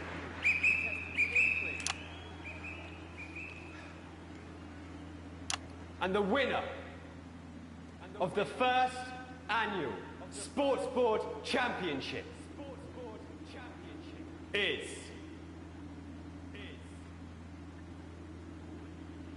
everyone! Okay, the ref has agreed once again a win for everyone, including me as my 15th win in the Sports Board Championship. I'm going to be celebrating tonight with my wife and children. Another wonderful Everybody wins. Here come the on-site security. They're like literally giving medals to everybody, regardless of whether they were involved. No, it's so dumb. What more is there to say? I'm Patrick Bannon. Looking forward to celebrating tonight. And all that's left to say, Jeremy, is back to you in the studio. Patrick Bannon there had an extraordinary final. Historic sports board, Jeremy. I didn't know you were a fan. Oh, yeah, I can wrench a doubler with the best of them, I'll have you know. I certainly wouldn't bet against you. When we come back, I'll be talking live with Prime Ministers Julia Salisbury and Peter Clement, who apparently have a big announcement you wouldn't want to miss. That's coming up after these messages. 1 minute back. Fucking microphone shocked me. What? Fucking microphone just shocked me. Where's that sound guy? Everything okay? Oh, the mics are just trying to kill us now, apparently. You'll be fine. You're unshockable. I'm immune to your cheap flattery. I'm wearing you down. Bozeman again. Just heard from the chaps in maintenance. The storm is laying havoc with the electrics, and you might notice the odd spark. Nothing to worry about. Happens all the time. Dave got shocked into a coma last year, but he was up and at 'em the next day. Anyway, our compensation package is parallel to none. Good luck. Bozeman out. Buckets. We seem to have sprung a leak. Well, several.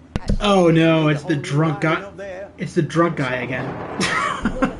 Minister, it's so good to see you again. Miss Wolfe, your star seems to be in the ascendant. It's a great time to be alive. Too bloody right, Peter Clement. Megan Wolfe. My, but that's a firm handshake you've got there. She's tougher than she looks. Am I here? Here, with Mr. Clement on your left. Right you are, pet. Is your seat down? 10 seconds, everybody. No, mine's... Well, he looks sober this time. 5, 4, 3... Welcome back. I am delighted to be joined by Prime Ministers Julia Salisbury and Peter Clement. Welcome to the National Nightly News, Prime Ministers. Oh, please, it's just Julia and Peter. We don't believe much in titles. It doesn't seem very advanced. We're delighted to be here.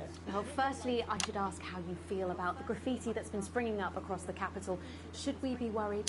Oh, no. No, you definitely shouldn't be worried. Well, not unless you've got a fatal paint allergy anyway. But, yes, it does seem that there are still some people we haven't been able to help. You know, whingers mostly. People who've yet to benefit from the many advantages of the new future. And you know, Megan, as my old mum used to say, there are some pissants who just don't know how to be happy. We're working hard to reach these people, find out what they're angry about and how we can help. The door to my government is always open. Someone's dripping on me. But we didn't come here to talk about what may yet turn out to be some alternative arts project. Which we no doubt will have funded. When we want to talk to the nation about something far more exciting. Yes, your office briefed us that you have an announcement to make, but they were being surprisingly secretive about it. Let me ask you a question, Megan. Oh, okay, it's not usually how it works, but... What scares you? I mean, really scares you? It's death, Pat. She's talking about death. We're all afraid of our deaths. It's part of being human. Sorry, are you saying that Advance have cured death? That'll be a vote winner. Yeah, that was definitely a drop there. But while we may not have cured death, we hope we found a way to make it much less scary. And much less painful and much less expensive. Look, which is me close-up camera? Oh, okay? sorry, yes, it's camera 4. When I was 13, my mum came and got me from school. He was to go to the hospital. My granddad, he'd collapsed that morning, so we'd all to say our goodbyes. And I went in to see him. He were all frail and pale. I was scared because I'd only seen him the week before, and he'd been fit as fiddle. And he said to me, Peter, he said, it's the right time. I don't ever want to be a burden to the people I love. Was that the last time you saw him? Nope. 3 days later, he were back home. He lived with us for 9 miserable years after that. That's so stupid. With a rubber spoon, he had a commode, so he'd just take a shit right there in the lounge while we were watching football. He wouldn't even wait till half time. That sounds. It was awful. It were awful for us, and this is the point. It were awful for him. He could see it was destroyed. 9 miserable years. And he would They wanted him to die. turn off his breathing equipment at night, but she couldn't, or she wouldn't. It were a crime, you see. And she didn't want to lose the children, as well as her old man. No family should have to suffer like Peter's did. And now no family will have to. The health service is today opening the first of 300 new transition centres. The transition centres. Are you able to get fired in this game? Oh yes, absolutely. If your ratings go down, you will get fired, and the game ends. So, even the poorest citizen gets to pass on with dignity when they choose. And that choice is important. This is a service only for people who choose it. The people who feel they run their course and don't want to burden themselves or their families with a slow, long, humiliating decline. This man from back has just given me an electric shock. Are you okay? I don't know. I think I fried my asshole. Oh, we're still on the air, Peter. No, yes, sorry. My apologies. Oh. Are you not worried that this new system might be open to abuse? In what way? Sorry, I've got sacked again. Can I get a little bit of help here, please? That the older generation might feel somewhat. That one was massive. No, this bastard's cool off. The older generation. By the way, on this summer there will be 1 miserable year since I start watching your streams partying face. Drinking fine wine and luxury spas and gardens. Miserable year? What do you mean miserable year? With a rutted twat. Prime Minister, please watch your language.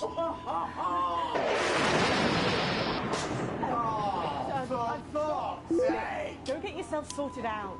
Right. We're launching a government information film tonight. It should tell your viewers everything they need to know.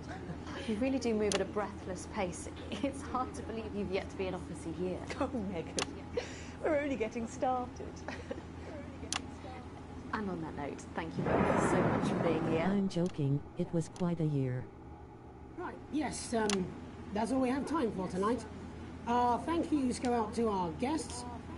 Congratulations to all the winners at the Sports Board Final. And we'll see you tomorrow night at the same time. My name's Jeremy Donaldson. If you can, have a peaceful night.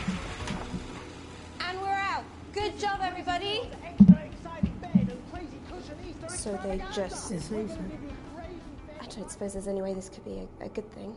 It's my nephew, so... Holy. Yeah, basically, this part you get electrocuted. This is how this chapter ends.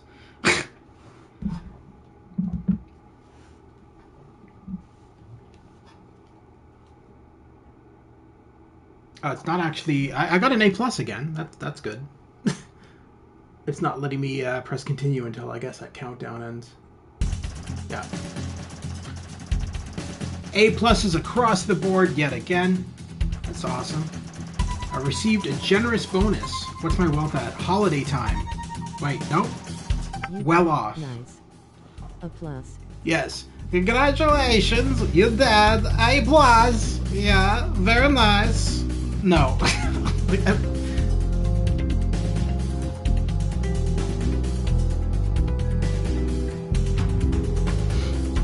Channel 1. They still love me. Alright, so we can do a bit of the rushes if we want. We're on the No, wait, we're not on the telethon. We were on the Tempest. Yeah, we were on the Tempest. Oh, how's it going with Steve? Why are all men such pricks? That one, eh? Apparently he has a complicated relationship with his faith. No. Sorry, are you saying he chose his imaginary friend in the sky over you? I don't know why I talk to you. You're probably just a really awful date. 10 seconds, everybody. Like I said, all of you. Did your personality accidentally slip out? Pricks. Going in 5, 4, 3...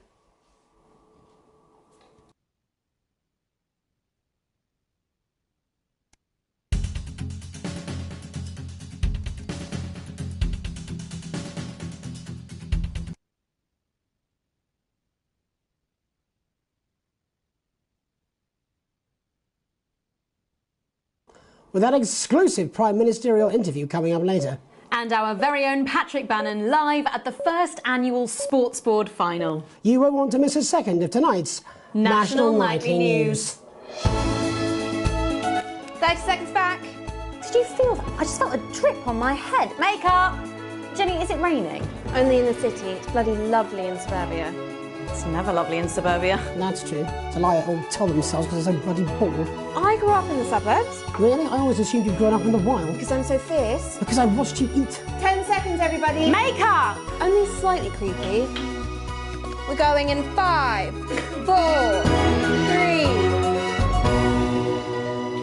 3... But first tonight, while advance is certainly proving popular with the majority of the country, who've seen their wealth and standards of living increase considerably, for some, the transition has not been as pleasant.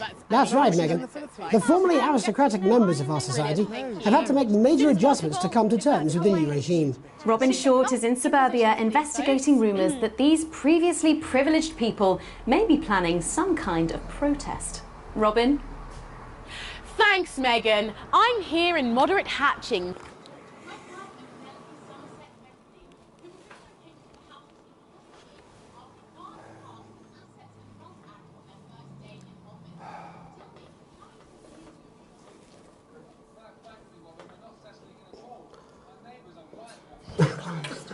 Where do you find these people? Do you know what?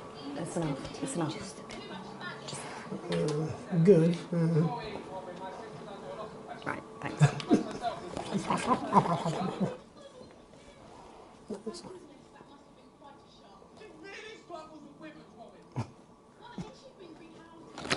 Really sorry they told us to forget. Barry's still shining. Oh, what is that, guys? Happy? Okay, thanks.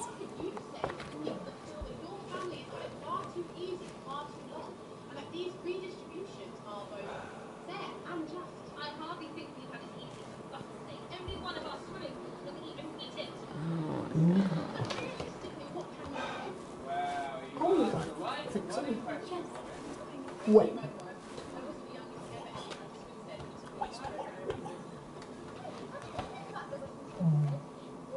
Just sail away at the break.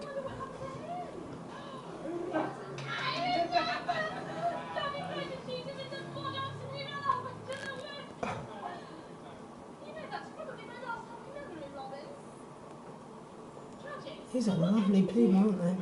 We will rise and rebel. There you go. We wage war on our revolting rulers with righteous words and rebellious writings. Come on. Our best guests and our quest to address and undressed men just protest. Oh, Christ, what's he doing there? Please don't do that. Oh, shit. Is someone coming? Yeah. Oh my god. At least you are showing some shame. Oh, who's this? Somerset Bentley, glad to meet you. See the protest has started already? Nice sharp work, boy. It's that real And forgive me, what are you trying to achieve here? We just want to be fudging well heard, that's all. language, Penelope. We are nude, not rude. We want the world to realise we won't roll over and run away. We will revolt. We will rise again. Yes, we bloody well will. Smack and pimp. Oh, Surely we're going to We're come going to come back. back. We're going to come back. Jeremy, Megan, as this embryonic protest movement takes hold. It's back here in the studio. I'm Robin Short, struggling surreptitiously in moderate hatchings. Thanks, Robin. Well, that's certainly a story we want to be keeping an eye on, eh, Megan? Speak for yourself there, Jeremy, but I've seen enough shaft work to last me a lifetime. I'm sure you... Does it look... No, crikey! Get out! Christ!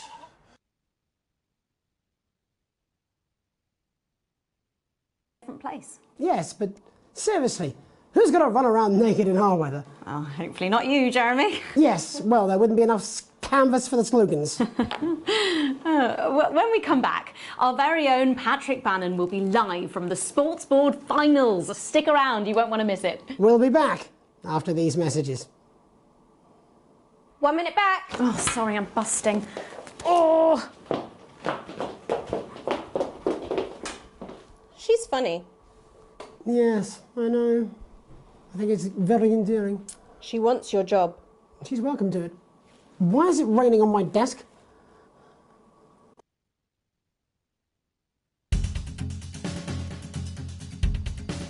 All right, so we got a couple of more here to see. I don't know what the sports board one was. For the outtakes. I don't think it was much, to be honest. Because I guess it would be them staring at the event, I suppose. Well, that's what it says. Yes, I understand that, but I always say welcome back. I think we should just keep it as it is. Well, of course you do. I've got one hack line. What's that supposed to mean? I didn't write it, Jeremy. That's all right, fine. Jenny, there's something wrong with the auto cue. 10 seconds. Oh, I just felt a drip again. Have they not fixed this? Main menu music is actually epic, like you running away from someone grinning, squinting face. Yeah, running away from the news. Welcome back to the National Nightly News. I'm Megan Wolfe. Coming up later, we'll be speaking to the Prime Ministers about their exciting new healthcare facilities, transition centres. Nice to see they care. You're absolutely right, Jeremy. But first, we're going now to our own Patrick Bannon, who's reporting live from the finals of the new game that's gripping the nation, Sports Board. Patrick? That's right, Megan, you join me live here from the final of the first annual Sports Board Championship. It's been a hotly contested competition so far. I think it's fair to say these two have been dancing around each other all season. First up, we have Eddie Striker. She's the more experienced of our two players today. Striker has got an accuracy of 7.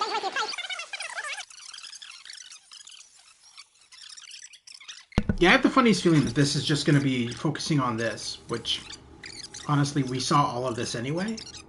So this is not really much of a behind the scenes. Yeah.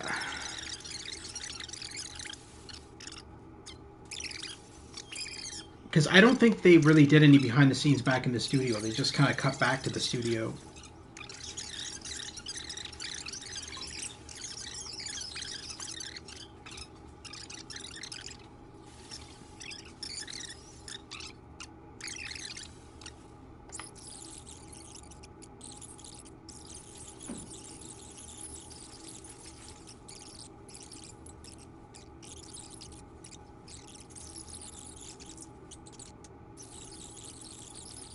Extraordinary final. Historic Sports Board, Jeremy. Well done, everybody, well done. Yeah, I didn't wrench a double with the best of them, I'll have you know. I certainly wouldn't bet against you. And when we come back, well done, mate. Yeah. I'll be talking live with Prime Ministers Julia Salisbury and Peter Clement. Well done, mate. Nice bit of play there. Well done. Really good. It was a really good bit of play. Can I what? I did. Yes. Well done. Yes, it was very good. Yeah. Fucking microphone shocked me. What? Fucking microphone just shocked me. Where's that sound guy? Everything okay? Oh, the mics are just trying to kill us now, apparently. You'll be fine. You're unshockable. I'm immune to your cheap flattery. I'm wearing you down.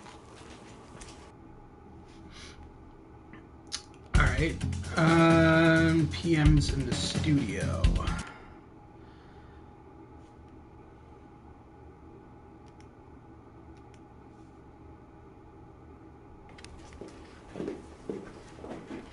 So sorry about all these buckets. We seem to have sprung a leak.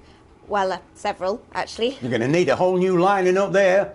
Triple sealed, I shouldn't wonder. We'll look into it. Minister, it's so good to see you again. Miss Wolfe, your star seems to be in the ascendant. It's a great time to be alive. Too bloody right, Peter Clement. Megan Wolfe. My, but that's a firm handshake you've got there. She's tougher than she looks. Am I here? Here, with Mr. Clement on your left. Right you are, pet. Is your sea damp? 10 seconds, everybody. No, mine's fine. Have you had a little accident? Cheeky cow. 5, 4, 3...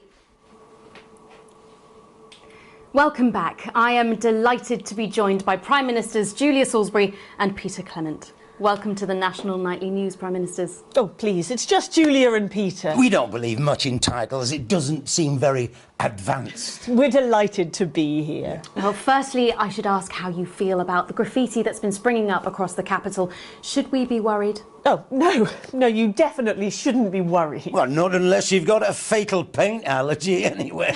But, yes, it does seem that there are still some people we haven't been able to help. You know, whingers mostly. People who've yet to benefit from the many advantages of the new future. And you know, Megan, as my old mum used to say, there are some pissants who just don't know how to be happy. We're working hard to reach these people, find out what they're angry about and how we can help. The door to my government is always open. Someone's tripping on me. But we didn't come here to talk about what may yet turn out to be some alternative arts project. Which we no doubt will have funded. When we want to talk to the nation about something far more exciting. Yes, your office briefed us that you have an announcement to make, but they were being surprisingly secretive about it. Let me ask you a question, Megan. Oh, OK, it's not usually how it works, but... What scares you? I mean, really scares you?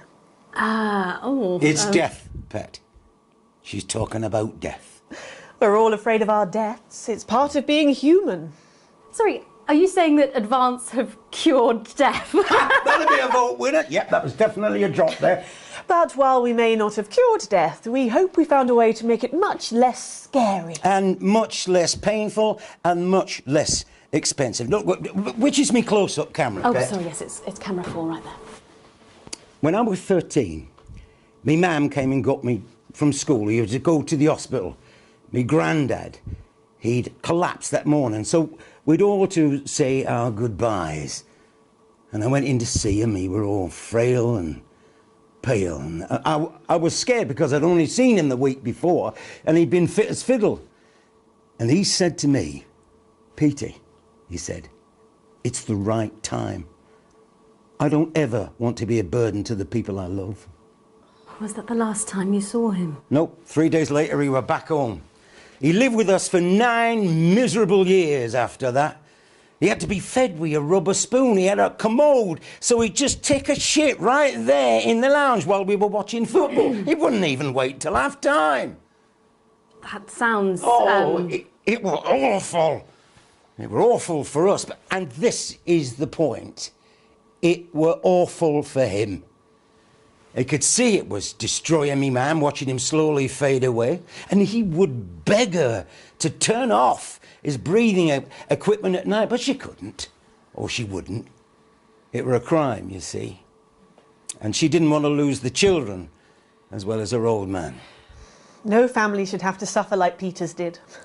And now no family will have to. The health service is today opening the first of 300 new transition centres. The transition centres will handle everything for your last days. The legal, financial, medical and emotional costs are all catered for and paid for by the government. So even the poorest citizen gets to pass on with dignity when they choose. And that choice is important. Yes. This is a service only for people who choose it. For people who feel they've run their course and don't want to burden themselves or their families with a slow, long, humiliating decline into an undignified... Jesus! Fuck! This microphone pack has just given me an electric shock! Are you okay? I don't know. I think it fried my asshole! Oh, we're still on the air, Peter? No, yes. Sorry. My apologies. Oh, I think I fried my asshole shut. This new The system might be open to abuse. In what way? Well, Shit! Nuts! Sorry, I got zapped again. Can I get a little bit of help here, please? that the older generation might feel somewhat... Jesus, a raw face fucker! That one was massive. Right, no, this bastard's coming off. That the older generation might feel somewhat coerced. Coerced into spending their final days eating gourmet food and drinking fine wine and luxury spas and gardens. Look, I am perfectly capable of... Oh, fuck! My grandmother with a rusty twat! Prime Minister, please watch your language. For fuck's sake! Go get yourself sorted out. Right. Himself in the bucket. We're launching a government information film tonight. It should tell your viewers everything they need to know. You really do move at a breathless pace. It's hard to believe you've yet to be in office a year. Oh, Megan, we're only getting started. And on that note, thank you both so much for being here.